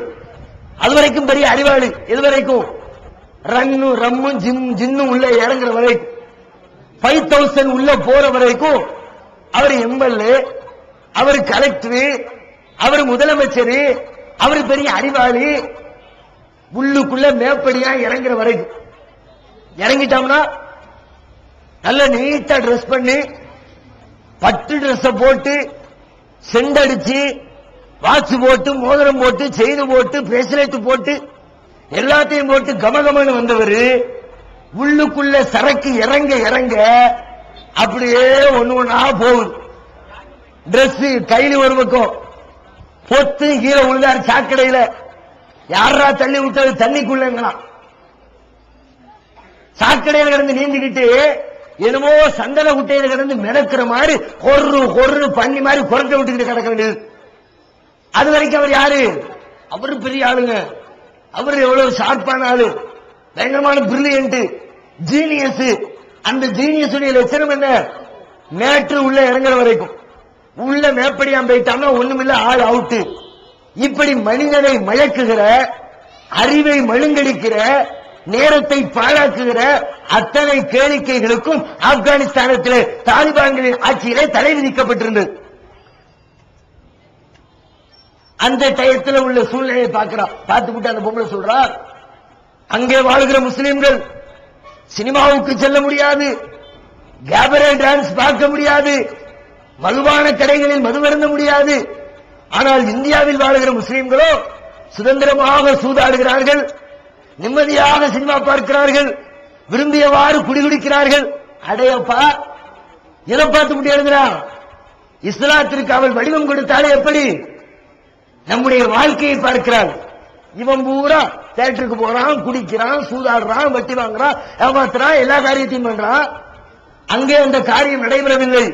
எனவே இது சுதந்திர இஸ்லாம், அது அடிமைத்தன இஸ்லாம் என்று அவள் ஒரு இலக்கணம் கொடுத்தாள் அந்த பெண்மணி. இங்க கவனிக்க வேண்டிய மேட்டர் என்ன? அந்த பெண் இஸ்லாத்தை எங்கிருந்து தெரிந்து கொண்டார்? உங்களது வாழ்க்கையிலிருந்து. முஸ்லிம்களே, உங்களது வாழ்க்கையிலிருந்து இஸ்லாத்தை படிக்கிறார்கள் மற்றவர்கள். உங்கள் வாழ்க்கை வழியாக இஸ்லாத்தை வெளிப்படுத்த வேண்டாமா? இம்பாக்ட் இன்டர்நேஷனல் என்ற ஒரு பத்திரிகை, இங்கிலாந்திலிருந்து வெளிவரக்கூடிய பத்திரிகை, மரியம் ஜமீலா பத்திரிகை ஆசிரியர், கிறிஸ்தவ பெண்மணி, கிறிஸ்தவ சமுதாயத்தில் பிறக்கிறார், இஸ்லாத்தின் வாடைகளே இல்லாத சூழலில் வளர்கிறாள். நபிகள் நாயகத்தை பற்றி தப்பும் தவறுமான கொள்கைகளை பிரச்சாரம் செய்யப்படுகிற இடத்திலே பிறந்தவள், வாழ்ந்தவர், படித்தவர். அவருடைய கருத்திலே திருமறை குர்ஆன் கிடைக்கிறது, நபிகள் நாயகத்தின் வாழ்க்கை முறை தொகுப்பு கிடைக்கிறது. அதனை பார்த்து படித்துவிட்டு மிகச்சிறந்த எழுத்தாளர் அவர் இஸ்லாத்தை ஏற்றுக்கொள்கிறார். அதுக்கு பிறகு பல நாடுகளுக்கும், முஸ்லீம் நாடுகளுக்கு சுற்றுப்பயணம் மேற்கொள்கிறார். அந்த பெண்மணி ரொம்ப உருக்கமாக ஒரு வார்த்தை சொல்கிறார். நல்ல வேளை, இறைவனின் கிருபையினால் முஸ்லிம்களை பார்ப்பதற்கு முன்பாக நான் இஸ்லாத்தை பார்த்துவிட்டேன். முஸ்லிம்களை பார்ப்பதற்கு முன்பாக திருக்குர்ஆனை நான் பார்த்துவிட்டேன். ஒருவேளை குர்ஆனை படிப்பதற்கு முன்பு இந்த முஸ்லிம்களை பார்த்திருந்தால், இவர்களது நடவடிக்கைகளை பார்த்திருந்தால், இதுதான் இஸ்லாம் என்று நினைத்து இஸ்லாம் என்ற மகத்துவ பொக்கிஷம் எனக்கு கிடைக்காமலே போயிருக்கும் என்று ஆதங்கப்படுகிறார். இதனால முஸ்லிம்களிடத்தில் இஸ்லாம் இல்லை என்பதை வேறு வார்த்தைகளில் அவர் சொல்லி காட்டுகிறார். அப்படியானால் உங்கள் வாயிலே நான் முஸ்லிம் என்று சொல்லிக் கொள்வதை விட, உங்கள் பெயரிலே அரபி மொழியிலே பெயர் வைப்பதை விட, உங்கள் தலையிலே தொப்பி இருப்பதை விட, உங்களின் உடம்பிலே வெறுமனே பர்தா இருப்பதை விட, அதையும் தாண்டி உங்களுடைய வாழ்க்கையிலே இஸ்லாம் இருக்க வேண்டும். உங்களது பேச்சு இஸ்லாமாக இருக்க வேண்டும். உங்களது நடவடிக்கை இஸ்லாமாக இருக்க வேண்டும். நபிகள் நாயகத்தின் வாழ்க்கை முறையை உங்களது வாழ்க்கையாக வெளிப்படுத்துகிற பொழுது அந்த தூய்மையான இஸ்லாம் பிறரை தன்பால் ஈர்த்துக் கொண்டிருக்கும் என்பதை அறிந்து கொள்ள வேண்டும். இந்த இந்தியாவிற்குள் இஸ்லாம் எப்படி நுழைந்தது? நாமெல்லாம் இன்றைக்கு முஸ்லிம்கள் பல்லாயிரக்கணக்கான பல லட்சக்கணக்கான மக்கள் இந்தியாவிலே முஸ்லிம்களாக இருக்கிறோம். எப்படி? அரபு நாட்டு இறக்குமதிகளா? வானிலிருந்து குதித்தவர்களா? பூமியை பிளந்து வெளியே வந்தவர்களா? எப்படி வந்தோம்?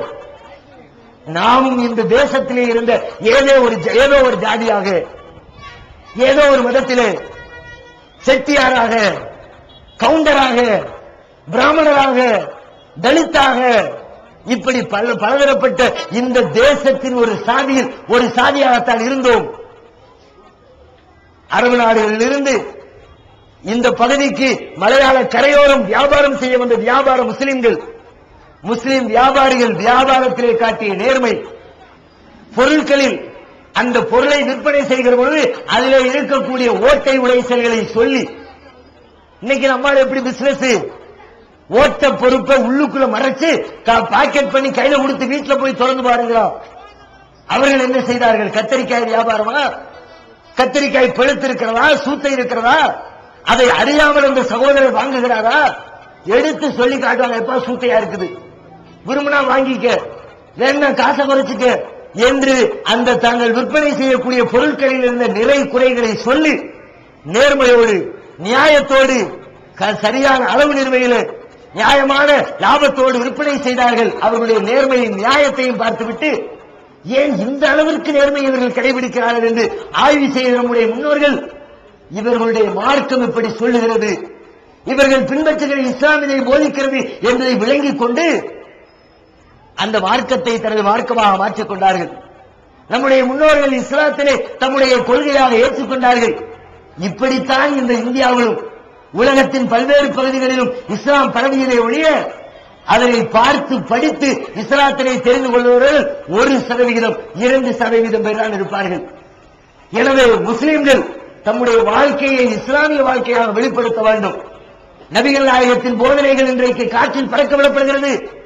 ஆங்காங்கே கடந்த காலத்திலே வாழ்ந்த மனிதர்கள் இறைவனின் நேசர்கள் என்று பெயர் சூட்டப்பட்டு, இறைவனின் நல்லடியார்கள் என்று வர்ணிக்கப்பட்டு, அவர்கள் அடக்கம் செய்யப்பட்ட அடக்க ஸ்தலத்தில் வணக்க ஸ்தலங்கள் கட்டப்பட்டு, தர்காக்கள் உருவாக்கப்பட்டு, அந்த தர்காக்களில் போய் நின்று இறைவனிடத்திலே கையேந்தி பிரார்த்தனை செய்ய வேண்டிய பிரார்த்தனைகளை, இறைவனுக்கு செய்ய வேண்டிய வணக்கத்தை, வழிபாட்டை முஸ்லிம் சமுதாயம் அவனால் படைக்கப்பட்ட படைப்புகளில் மனிதர்களில் ஒரு சிலரை நல்லவர், இறை நேசர் என்று சொல்லி அவர் இறந்த இடத்திலே போய் நின்று கையேந்தி பிரார்த்திக்கிறோமே, இது இஸ்லாமா? மற்றவர்கள் தங்களுடைய வழிபாட்டு தலங்களில் நின்று பிரார்த்திப்பதற்கும் இதற்கும் என்ன வித்தியாசம் இருக்கிறது? அவர்களுடைய கொள்கையை அவர்கள் பின்பற்றுகிறார்கள். நீங்கள் ஏன் அவர்கள் போன்று காட்சியளிக்கிறீர்கள்? இறை நேசர் என்று சில பேரை சொல்லுகிறீர்களே, இறை நேசர் என்று ஒருவரை உங்களால் சொல்ல முடியுமா? அதற்கான அதிகாரம் உங்களுக்கு இருக்கிறதா? இறை நேசர் என்றால் யார்? ஒரு மனிதர் இன்னொரு மனிதரை நேசிக்கிறார் என்று வைத்துக் கொள்வோம். அந்த நேசத்தை பக்கத்தில் இருக்கிற ஒரு மனிதன் தெரிந்து கொள்ள முடியுமா? நான் என் மனைவியை நேசிக்கிறேன் அல்லது வெறுக்கிறேன், அது என்னுடைய உள்ளத்திலே இருக்கிறது. இந்த வெறுப்பையோ இந்த நேசத்தையோ நான் சொல்லாமல் எனக்கு அருகில் இருக்கிற உங்களால் தெரிந்து கொள்ள முடியுமா?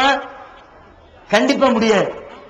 அல்லாஹ்வுடைய மனுஷனுக்கு மனுஷன் ஒருத்தர் இவரை நேசிக்கிறானா வெறுக்கிறானான்னு தெரிய முடியாதுன்னா, படைத்த இறைவனின் உள்ளத்தில் இவர் நேசத்திற்குரியவர், இறைவனுடைய நேசத்தை பெற்றவர், நல்ல மனிதர், நல்லடியார் என்று சொல்லுகிறீர்கள், அதை எப்படி தெரிந்து கொண்டீர்கள்? தினசரி பத்திரிகையில பார்க்கிறோம், கள்ள காதலனோடு சேர்ந்து கணவன் வெட்டி கொலை. என்னடா கள்ளக்கணவன்? நேற்று வரைக்கும் குடும்பம் நடத்தியிருக்கிறான், நேற்று வரைக்கும் கணவன் மனைவியாக இருந்திருக்கிறார்கள். இந்த கணவன் நினைத்துக் கொண்டிருக்கிறார் நம்ம மனைவி நம்மளை ரொம்ப நேசிக்கிறார். எதை வச்சு? அவள் சிரிக்கிறத வச்சு, அவள் சோறாக்கி வைக்கிறத வச்சு, நம்ம போன உடனே பாய் விரிக்கிறத வச்சு, நம்ம சாப்பிட்ட உடனே கை கழுவுறதுக்கு தண்ணி ஊத்துறத வச்சு, நம்ம டிரெஸ் துவைச்சு போடுறத வச்சு நாம என்ன நினைக்கிறோம்? அந்த கணவன் என்ன நினைக்கிறான்? நம்ம மனைவி நம் மீது ரொம்ப நேசம் வச்சிருக்கிறார், நம்மை உண்மையிலே பிரியப்படுகிறாள். ஆனால் மறுநாள் காலையில் தான் தெரிகிறது அவள் ஒன்ன நேசிக்கிறதா, நீ அவளை மனைவியாக்கி கொண்டதா, ஏதோ தேவையில்லாம குடும்பம் நடத்தியிருக்கிறாள், வேற வழி இல்லாம அவங்களோட இருந்திருக்கிறாள். ஆனால் அவள் நேசித்தது இன்னொருத்தனை. அதான கள்ளக்காதல்ங்கிறது. வேற என்ன காதல்? டெய்லி பத்திரிகையில பார்க்கிறோம்ல, உறவுகளில் மிக நெருக்கமான உறவு கணவன் மனைவி உறவு.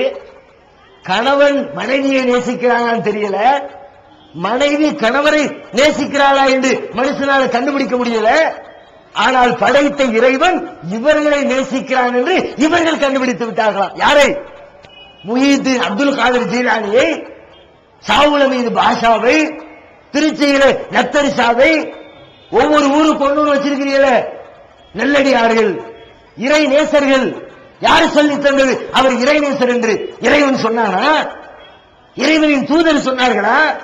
இறைவன் இவர்களை நேசிக்கிறான் என்று எப்படி கண்டுபிடித்தீர்கள்? அதை ஆய்வு செய்து கண்டுபிடிக்கிற மேட்டரா? அது என்ன விஞ்ஞான கருவியா? அது என்ன மைக் செட்டா, ஸ்பீக்கர் பாக்ஸா, டியூப் லைட்டா? கண்டுபிடிக்கிறதுக்கு எப்படிப்பா நீ கண்டுபிடிச்ச? நபிகள் நாயகம் அவர்களின் காலத்தில் ஒரு போர்க்களம், அந்த போர்க்களத்தில் காலித் இப்னு வலீத் என்ற அல்லாஹ்வின் போர் வாள் என்று நபிகள் நாயகம் ஸல்லல்லாஹு அலைஹி வஸல்லம் அவர்களால் பாராட்டு பெற்ற மிகச்சிறந்த வீரர் காலித் இப்னு வலீத் பங்கெடுக்கிறார். உக்கிரமமாக போர் நடக்கிறது. எதிரிகளின் அணியிலே புகுந்து எதிரிகளை வெட்டி வீழ்த்துகிறார், வீர சாகசம் நிகழ்த்துகிறார். அப்ப ஒருத்தர் காலித் இப்னு வலீத் முன்னாடி மாட்டிக்கிட்டான், வாளை ஓங்குறாரு. ஓங்கி ஒரே போடாத அவனை தீர்த்து கட்டிடலான்னு தூக்குறாரு கைய. அவன் சொல்றான், சபல்னா சபல்னா, எப்ப நான் மதம் மாறிட்டேன், என்ன விட்டுரு, நான் இஸ்லாத்தை ஏத்துக்கிறேன், நான் உன் குரூப்ல வந்துடுறேன், என்ன விட்டுரு.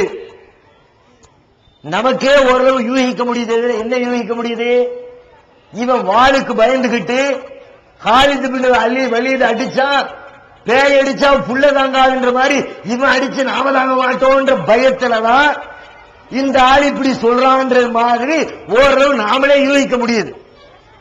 காலித் பின் வலீத் அப்படிதான் நினைச்சாங்க.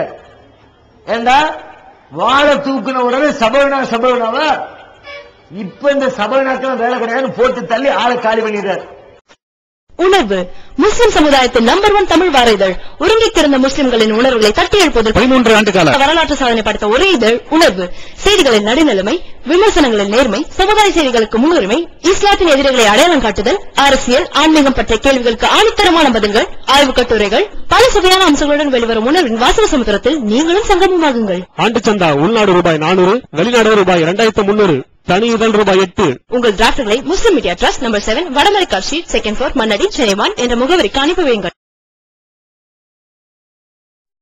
ஈகத்துவம் ஓரிரை கொள்கையை விளக்கும் ஒப்பற்ற மாத இதழ். PJ, MI சுலைமான், ஷம்சுல்லுஹா, இன்னும் பல சிறந்த அறிஞர்களின் கருத்து கருவூலங்கள், இன்னும் பல சிறந்த அம்சங்களுடன் வெளிவரும் ஏகத்துவம் இதழை படித்து உங்கள் மார்க்க அறிவை வளர்த்துக் கொள்ளுங்கள். ஆண்டு சந்தா உள்நாடு 100 ரூபாய், வெளிநாடு 400 ரூபாய், தனி இதழ் 9 ரூபாய். உங்கள் டிராஃப்ட்களை ஏகத்துவம் இலக்கம் 30 அரண்மனைக்காரன் தெரு மண்ணடி சென்னை 1 என்ற முகவரிக்கு அனுப்பி வையுங்கள். செய்தி நபிகள் நாயகத்திற்கு சொல்லப்படுகிறது. ரொம்ப வந்தாங்க சபவனா போட்டு தள்ளியாச்சு எல்லா சபவனாவும். அதை கேட்ட மாத்திரத்திலே நபிகள் நாயகத்தினுடைய முகம் சிவந்து போகிறது. என்ன சொல்கிறீர்கள்? அவன் இஸ்லாத்தை ஏற்றுக்கொண்டேன் என்று சொன்னதற்கு பிறகும் அவனை நீங்கள் வெட்டினீர்களா? இல்ல அவன் நடிக்கிறான், பயந்துகிட்டு சொல்றான், விட முடியுமா? அப்பொழுது நபிகள் நாயகம் சொல்கிறார்கள், அல்லா சக்கத்த கல்வி, ஏனப்பா அவனது உள்ளத்தை நீ பிளந்தா பார்த்தாய், அவன் நடிக்கிறான், பயப்படுகிறான் என்று. உண்மையிலே இறைச்சத்தோடு சொன்னானா, பயந்து கொண்டு சொன்னானா என்பதை அவனது உள்ளத்தில் இருப்பதை நீ எப்படி தெரிந்து கொண்டாய்? நீ வெட்டியது தவறு. அல்லாஹ்வை பார்த்து சொல்கிறார்கள், அல்லாஹும்ம இன்னி அப்ரவு இலைக்க மிம்மா ஸனா காலித். இறைவா, இந்த காலித் செய்த காரியத்தை விட்டு நான் நீங்கிக் கொள்கிறேன். நான் இப்படி சொல்லல. இஸ்லாத்தை ஏற்றதற்கு பிறகும் வாழ்தூக்கி அவன் தலையிலே போட்டு அவனை சாகடித்து வந்திருக்கிறாரே காலிது, இதற்கும் எனக்கும் சம்பந்தமில்லை. இவர் தவறு இழைத்து விட்டார், இவரை விட்டு நான் நீங்கிக் கொள்கிறேன் என்று திரும்ப சொல்கிறார்கள். அதை கேட்ட காலிது சொல்றாரு, ஆகா நம்ம பெரிய தப்பு பண்ணிவிட்டோமே, இவ்வளவு நாள் நாம் செய்த நல்லவங்களை எல்லாம் அழித்து விட்டோம் போல் இருக்கிறது என்று நான் பிற்காலத்திலே மிகவும் வருந்தினேன். ஒருத்தருடைய உள்ளத்திலே இருக்கிறது உண்மையை சொல்றாரா பொய்யை சொல்றாரா என்று தீர்மானிக்கிற அதிகாரம் யாருக்கும் கிடையாது என்று நபிகள் நாயகம் திட்டவட்டமாக சொல்லுகிற பொழுது இவர்கள் தீர்மானிக்கிறார்கள், முஹித்தீன் இறைவனின் நேசர்தான், ஷாவுல் ஹமீத் இறைவனின் நேசர்தான், அஜ்மீர் ஹாஜா மொயினுத்தீன் சிஸ்தி இறைவனின் நேசர்தான், ஒவ்வொரு ஊர்லயும் அடங்கப்பட்டிருக்கிற அவுளியாக்கள் இறைவனின் நேசர்கள் தான் என்று தீர்மானிக்கிறீர்களே, அந்த தீர்மானத்திற்கு அதிகாரம் கொடுத்தது யார்? சரி, ஒரு பேச்சுக்கு வச்சுக்குவோமுங்க, நல்லடியாரா இருக்கட்டும். நல்லடியாரா இல்லையாங்கிறது நாளைக்கு மறுமையில தான் அல்லாஹ் ஜட்ஜ்மெண்ட் பண்ணுவான். ஒரு பேச்சுக்கு அப்படி வச்சுக்குவோம். நல்லடியாருன்னா அதுக்காக வேண்டி அவரை அடக்கம் பண்ணி தர்கா கட்டிடுவியா நீ? அந்த அடக்க ஸ்தலத்தில் விழா கொண்டாடுவீர்களா? இங்க இருக்கிற ஆளுங்களை கேட்கிறேன், சமுதாய தலைவர்கள் எல்லாம் ஒன்றுபட்டு சீர்திருத்த கருத்துக்களை, உண்மையான கருத்துக்களை ஏற்றுக்கொள்ள முன் வருகிற பொழுதும் தான் விடாப்பிடியாக நின்று கொண்டு எங்கே தனது வருமானம் பறிபோய் விடுமோ என்ற பயத்திலே, தனது பாக்கெட் மணிக்கு பங்கம் வந்து விடுமோ என்ற அச்சத்திலே தர்கா வழிபாடுகளை, இறைவனுக்கு இணை கற்பிக்கிற காரியங்களை செய்து கொண்டிருக்கிற ஆளுங்களே, அஜரத்துமார்களே, அல்லாஹ்வை பயப்படுங்கள். இறந்தவர்களின் அடக்க ஸ்தலத்தில் அமர்ந்து கொண்டு அவர்களுக்கு வழிபாடு, உருஸ் கொண்டாட்டம், கந்தூரி விழாக்கள், கொடிக்கட்டு கொடிமரம் ஏற்றுதல், உண்மையிலேயே உலகத்திலேயே பெரிய நல்லடியார்னு ஒருத்தர் சொல்றாரு. யார சொல்லலாம்? நபிகள் நாயகத்தை சொல்லலாமா இல்லையா? அல்லாஹ் சொல்லிவிட்டான் குர்ஆன்ல, நபிகள் நாயகம் நல்லடியார்னு. ஏன்னா அல்லாஹ்வுடைய தூதர், அதுல கன்ஃபார்ம், அதுல டவுட் கிடையாது. அல்லாஹ் ஒருத்தனை இவரை நான் நேசிக்கிறேன் என்று சொல்லிவிட்டால் அது நமக்கு சண்டை வர போறதில்லை. அப்படிப்பட்ட இறைவனின் நேசத்திற்குரிய நபிகள் நாயகம். உலகத்தில் ஒரு முஸ்லிம் யாரை தனது உயிருக்கு மேலாக மதிக்க வேண்டும். நபிகள் நாயகம் சொல்லுகிறார்கள், லா யூமினு அஹதுக்கும் ஹத்தா கூனா ஹப்ப இலைஹி மின் வாலிதிஹி வ வலதிஹி வன்னாஸி அஜ்மஈன். உங்களில் எவரும் தான் பெற்றெடுத்த பிள்ளைகளை விட, தன்னை பெற்றெடுத்த பெற்றோர்களை விட, உலக மாந்தர்கள் அத்தனை பேரை விடவும் என்னை அதிகமாக நேசிக்காதவரை உண்மை மூமினாக, உண்மையான இறை நம்பிக்கையாளராக ஆக முடியாது என்று சொன்னார்களே.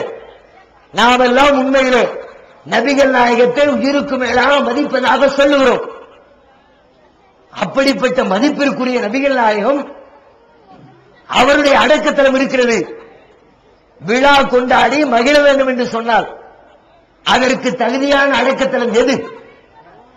ஷாவுல் ஹமீத் அவர்களுடைய அடக்கத்தலத்தை விட அவர் நல்லவராக இருக்கட்டும், பெரியவராக இருக்கட்டும், எப்படின்னு தெரியல, அல்ல ஜட்ஜ்மெண்ட் பண்ணுவோம். ஒரு பேச்சுக்கு நல்லவர் என்று வைத்துக் கொண்டு பார்த்தால் கூட ஷாவுல் ஹமீத் அவர்களை விட, நத்தன் ஷாவை விட, ஹாஜா மீனுদ্দিனை விட, முஹிதீன் அப்துல் காதரை விட மிகப்பெரிய நல்லடியார் யார்?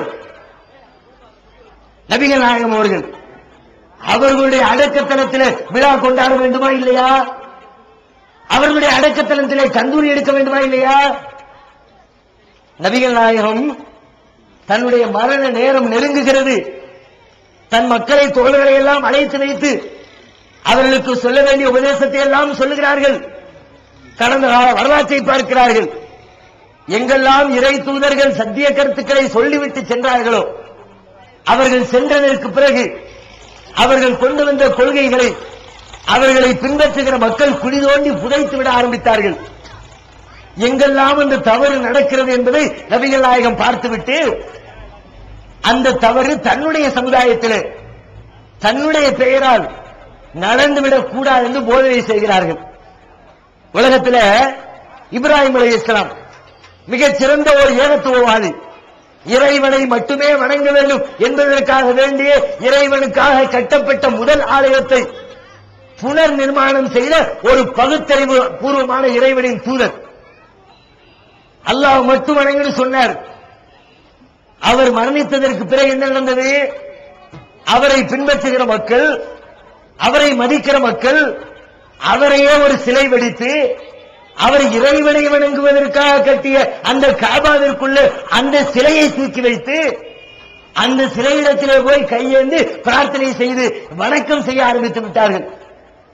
அதே போன்று கிறிஸ்தவ சமுதாயத்தவர்கள், யூத சமுதாயத்தவர்கள் அவர்களுடைய நபிமார்களின் அடக்கத்தலங்களை நபிகள் நாயகம் சொல்கிறார்கள்.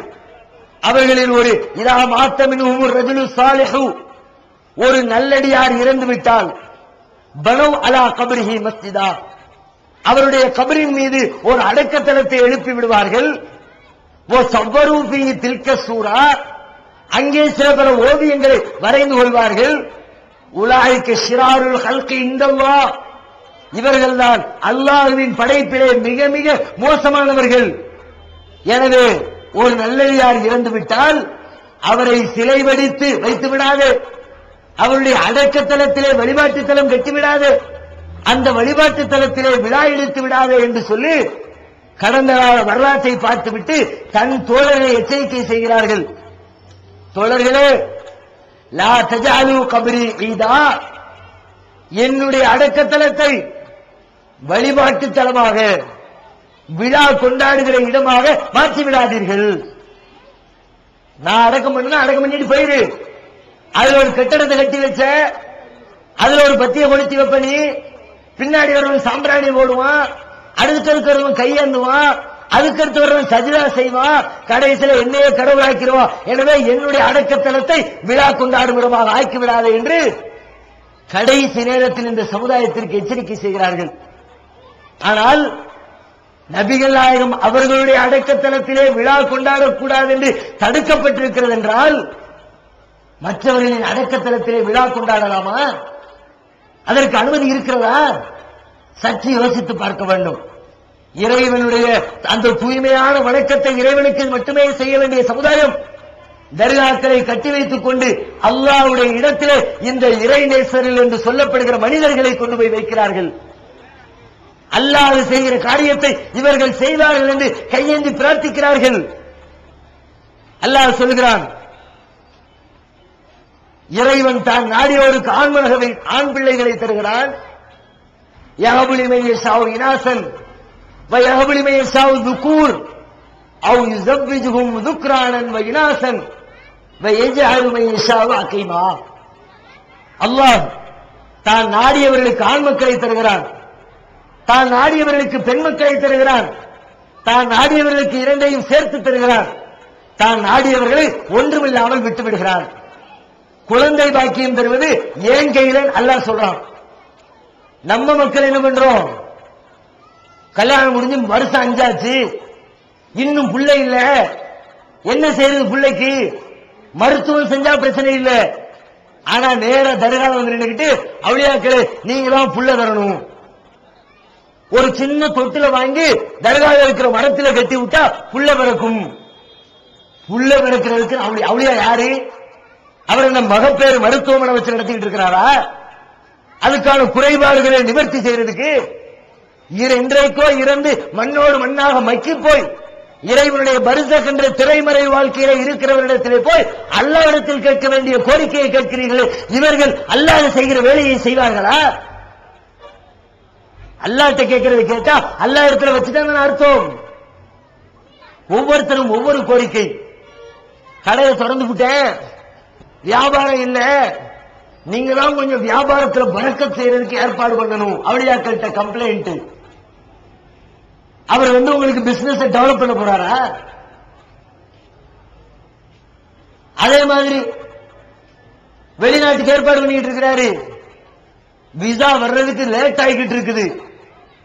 போடு மனுவை எங்க சம்பந்தப்பட்ட அதிகாரி இடத்திலோ சம்பந்தப்பட்ட நாட்டு தூதரகத்திலோ இல்ல, நேரா நம்ம வச்சிருக்கோம்ல கபிரிஸ்தான் அடக்கத்தோம் அவுளியாட்ட போய் போடு கம்ப்ளைண்ட். அவரு விசாவை கிளியர் பண்ணி கொடுத்துருவாரா? விசா வந்துருச்சு, பாஸ்போர்ட் வரல, சீக்கிரமா வரணும், பாஸ்போர்ட் ஆபீசரா? எல்லாத்துக்கும் அவுளியா, சோத்துக்கு அவுளியா, வியாபாரத்துக்கு அவுளியா, விசாவுக்கு அவுளியா, பாஸ்போர்ட்டுக்கு அவுளியா, பிள்ளைக்கு அவுளியா, இவற்றை எல்லாம் செய்கிறவர் யார் என்று யோசித்தோமா? படைத்த இறைவன் செய்கிற காரியங்களை அவனால் படைக்கப்பட்ட படைப்புகள் செய்யும் என்று நினைத்துக் கொண்டிருக்கிறோமே, அவனது இடத்திலே கொண்டு போய் வைக்கிறோமே, அல்லாஹ் இதை பார்த்து பொறுத்துக் கொள்வானா? நபிகள் நாயகம் திருமறை குர்ஆனில் இறைவன் சொல்கிறான், இன்னல்லாஹ லா யக்ஃபிரு அன் யுஷ்ரக பிஹி. அல்லாஹ் செய்கிற வேலையை அவனால் படைக்கப்பட்ட படைப்புகள் செய்யும் என்று யாரேனும் நம்பினால், அல்லாஹ்விடம் இருக்கிற பண்புகள் வேறு யாரிடத்திலும் இருக்கிறது என்று யாரேனும் ஒருவர் நம்பினால், அல்லாஹ்வுக்கு இணையாக அல்லாஹ்விற்கு ஈக்குவலாக யாரையேனும் கொண்டு வந்து நிறுத்தினால் அந்த பாவத்தை ஒரு காலம் மன்னிக்க மாட்டேன். அல்லாஹ்வுக்கு ரோஷம் ஒத்துக்கிட்டு வருது.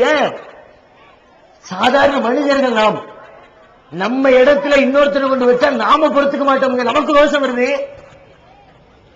ஒரு முதலாளியின் சீட்ல ஒரு தொழிலாளி அமர்ந்து விட்டார், முதலாளி ஒத்துக்க மாட்டேங்கிறாரு. ஒரு பிரின்சிபலுடைய சீட்ல அந்த கல்லூரியினுடைய கீழ்நிலை தொழிலாளி உட்கார்ந்து விட்டார், அந்த தொழிலாளி ஒத்துக்கொள்ள மாட்டார், அந்த முதலாளி பிரின்சிபல் ஒத்துக்கொள்ள மாட்டார்.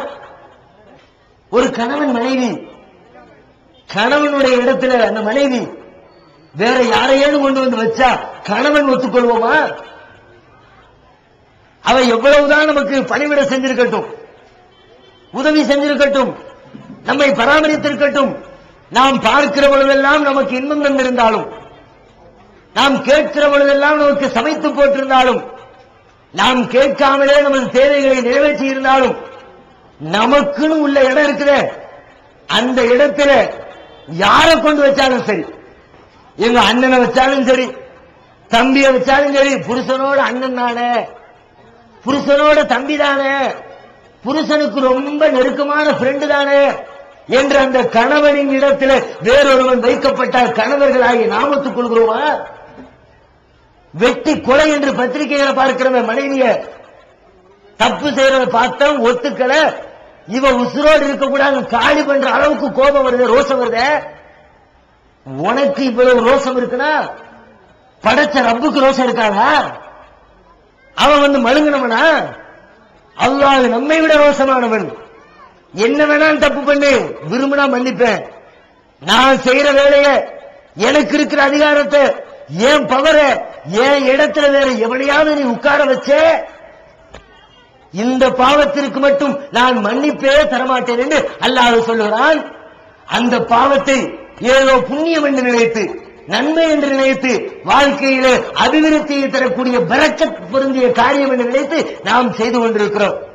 இப்போது விற்பனையில் இஸ்லாம் கூறும் பொருளியல் சகோதரர் பிஜே அவர்கள் உரையாற்றிய பொருளாதாரம் சம்பந்தமான 27 மணி நேர தொடர் சொற்பொழிவு. என்ன வியாபாரம் செய்யலாம், பங்குச் சந்தையில் ஈடுபடலாமா, இன்சூரன்ஸ் செய்யலாமா, எம்எல்எம் வியாபாரத்தில் ஈடுபடலாமா, குத்தகை, பங்கு வணிகம் மற்றும் வியாபாரம் தொடர்பான அனைத்து சந்தேகங்களுக்கும் குர்ஆன் ஹதீஸ் அடிப்படையில் தெளிவான விளக்கங்கள் 3 டிவிடிகளாக விலை ரூபாய் 75 மட்டுமே.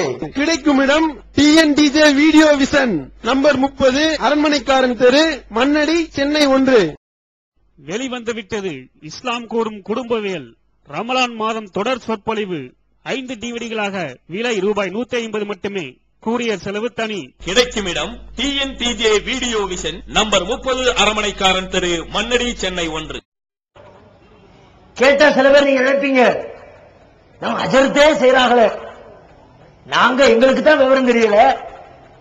பள்ளியாசல போய் பாருங்க, அஜரத்தே முடிஞ்சு முடிஞ்சு முடிஞ்சு கயிறு கட்டுறார. நம்ம பெண்ணாலும் பள்ளியாச அஜரத்து கூட கயிறு கொடுக்கிறார். என்னங்க கயிறு முடிஞ்சு கயிறு கொடுக்கிறாரு. கயிறு போட்ட உடனே அவருக்கு நோய் நீங்கிறதா, உடம்புல பலம் வருதா? என்னடா தலைவர், எந்த காலத்துல இருக்கிற நீ? விஞ்ஞான காலம், அறிவியல் காலம், அறிவு வளர்ந்து போச்சு, பகுத்தறிவு எங்கேயோ புத்தி போய்கிட்டு இருக்குது. இன்டர்நெட்டுங்கிறான், கம்ப்யூட்டருங்கிறான், என்னென்னலாமோ கண்டுபிடித்து அறிவு வளர்ச்சி அடைந்து விருத்தி அடைந்து கொண்டிருக்கிற ஒரு காலத்தில் இருந்து கொண்டு கயிறுல இவங்க முடிச்சு முடிச்சா போடுவாங்களாம். அந்த முடிச்சுல குர்ஆனையும் சூறாக்கள் சிலவற்றை ஓதி உள்ளுக்குள்ள ஊதி கட்டி போட்டு தருவாங்களாம். அதை தூக்கி கையில கட்டினோம்னா பலம் வந்துடும். குர்ஆன் என்ன, அந்த குர்ஆன் புக்கை தூக்கியா கட்டி வைக்கிறார், ஓதி ஊதுறார்.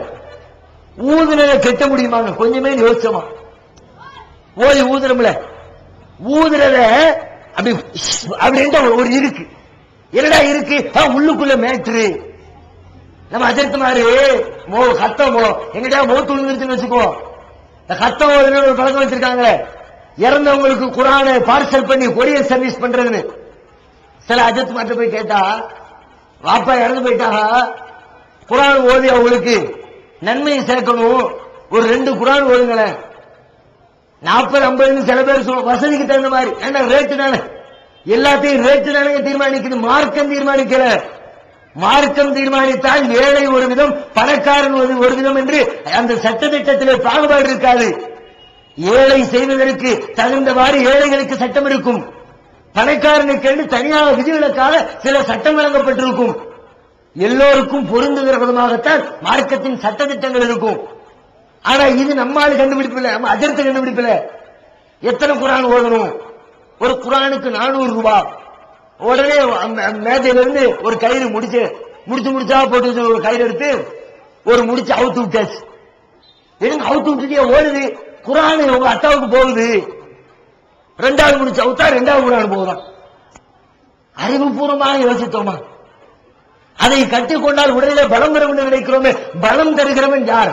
பலகீனம் தருகிறவன் யார்? நோய் தருகிறவன் யார்? நோயை நீக்குகிறவன் யார்? என்றைக்காவது யோசித்தாமா? இப்ராஹிம் அலைஹிஸ்ஸலாம் ஏகத்துவத்தின் தந்தை, பகுத்தறிவு பகலவன், ஒரே இறை கொள்கையை உலகத்திற்கு மனிதர்களுக்கு மிக ஆணித்தரமாக எடுத்துச் சென்ற இறைவனின் தூதர். இறைவனை பற்றி மக்களுக்கு அறிமுகப்படுத்துகிறார். இறைவன் எப்படிப்பட்டவன்? அவன் தான் நோயை தருகிறான், அவனே நோயை நீக்குகிறான். இதா மரிதுது ஃபஹுவ யஷ்ஃபீன், நான் நோய்வாய்ப்பட்டால் அந்த நோயை நீக்குகிறவனும் அவனே. நோய் நீக்கிறது கயிறு இல்லைங்க, மந்திரிச்சு போட்டாச்சுன்னா எல்லாம் குணமாயிரும். தாயத்து, தகடு, அந்த தாயத்தை என்னைக்காவது உடைச்சு பார்த்திருக்கீங்களா? உள்ள உடைச்சு பார்த்தா லாட்டரி சீட்டு, சினிமா டிக்கெட்டு, பயம் இல்லாம உடைச்சு பாருங்க, என்னத்தை ஆளு கிறுக்கி வச்சிருப்பார். இப்ப நாம அங்கங்க கூட்டத்தை போட்டு இந்த தாயத்து தகடு போட்டு மக்களை ஏமாத்தி இறைவன் செய்கிற காரியத்தை ஏதோ இவன் செய்வதை போன்று மக்களை வழிகெடுக்கிற இந்த சாத்தானிய சக்திகள், பேர்னாஜரத்து, பேர்னா ஆலிம்சா.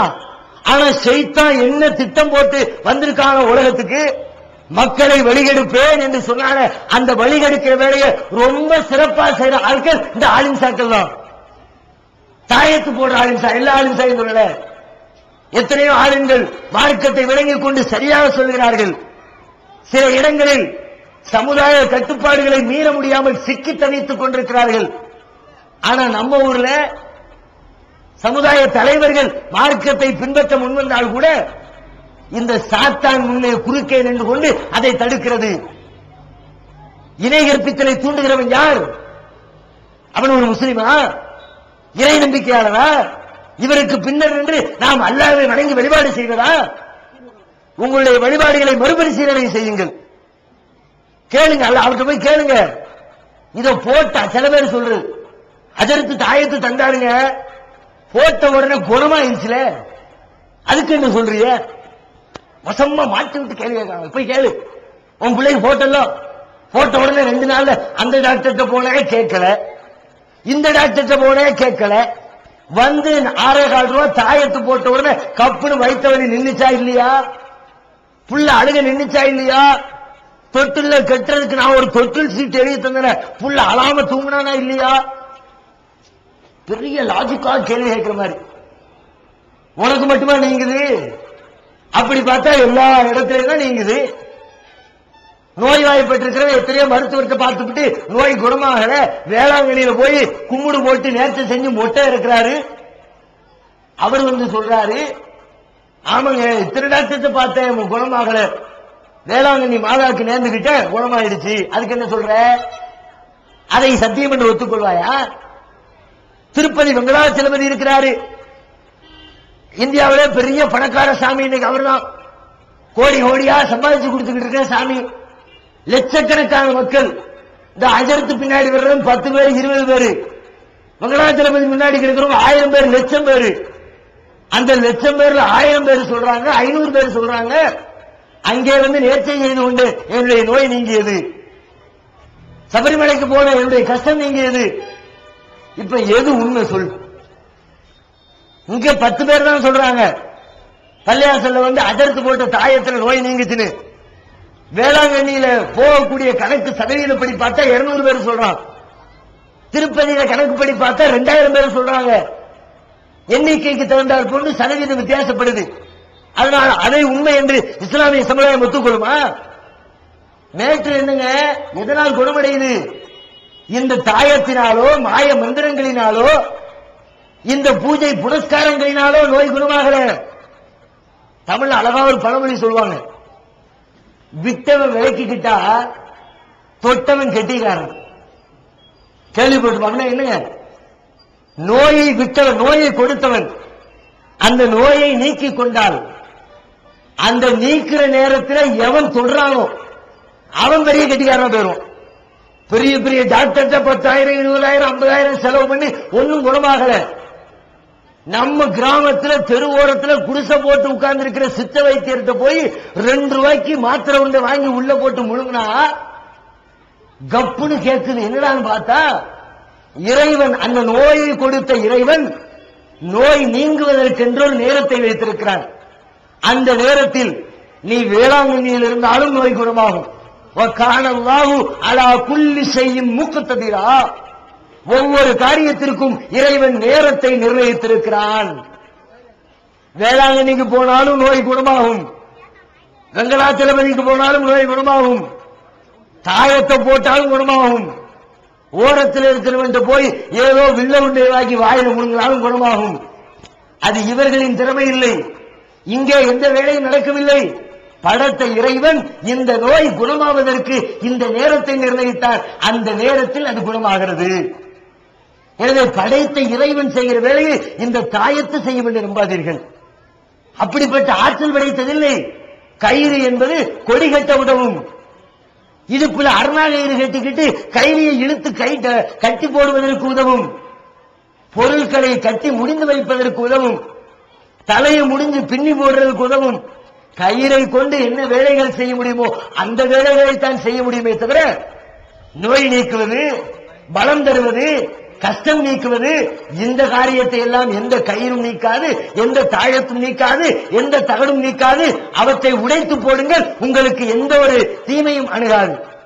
நபிகள் நாயகம் அவர்கள் சொல்கிறார்கள், மன் தஅல்லக தமீமத்தன் ஃபக்கத் அஷ்ரக, எவன் தாயத்து தொங்கவிட்டுக் கொண்டானோ அவன் இறைவனுக்கு இணை கற்பித்து விட்டான்.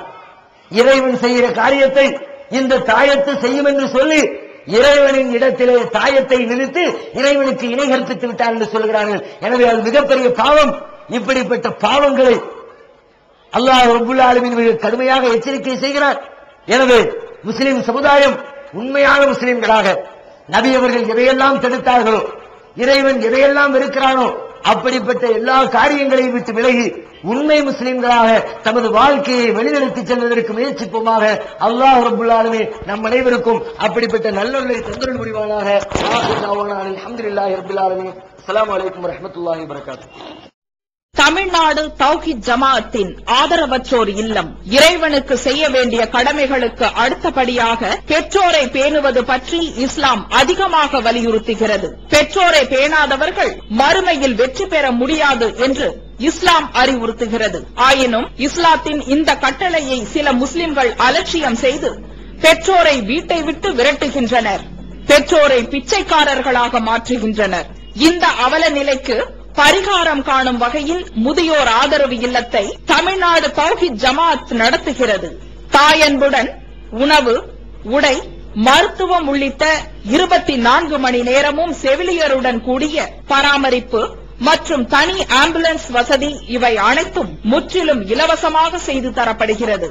அனாதைகளை அரவணைப்பவரும் நானும் சொர்க்கத்தில் இணைந்திருப்போம் என்ற நபிகள் நாயகம் ஸல்லல்லாஹு அலைஹி வஸல்லம் அவர்களின் அமுத மொழியை ஏற்று அனாதைகளை அரவணைக்கும் இல்லமும் தமிழ்நாடு தௌஹீத் ஜமாஅத் நடத்தி வருகிறது. இப்பணியை தொடர்ந்து செய்திட உங்கள் நன்கொடைகளையும் ஜகாத்தையும் தாராளமாக வாரி வழங்குமாறு கேட்டுக்கொள்கிறோம். உங்களது நன்கொடைகளை டிடியாகவோ செக்காகவோ மணி ஆர்டராகவோ அனுப்பலாம். டிடி அனுப்புபவர்கள் தமிழ்நாடு தௌஹீத் ஜமாஅத் வங்கி கணக்கு எண் 7882748227 இந்தியன் வங்கி மண்ணடி கிளை என்ற பெயரில் எடுத்து அனுப்ப வேண்டிய முகவரி தமிழ்நாடு தௌஹீத் ஜமாஅத் மாநில தலைமையகம் 30 அரண்மனைக்காரன் தெரு, மண்ணடி, சென்னை 1. போன் 044252152226. Allah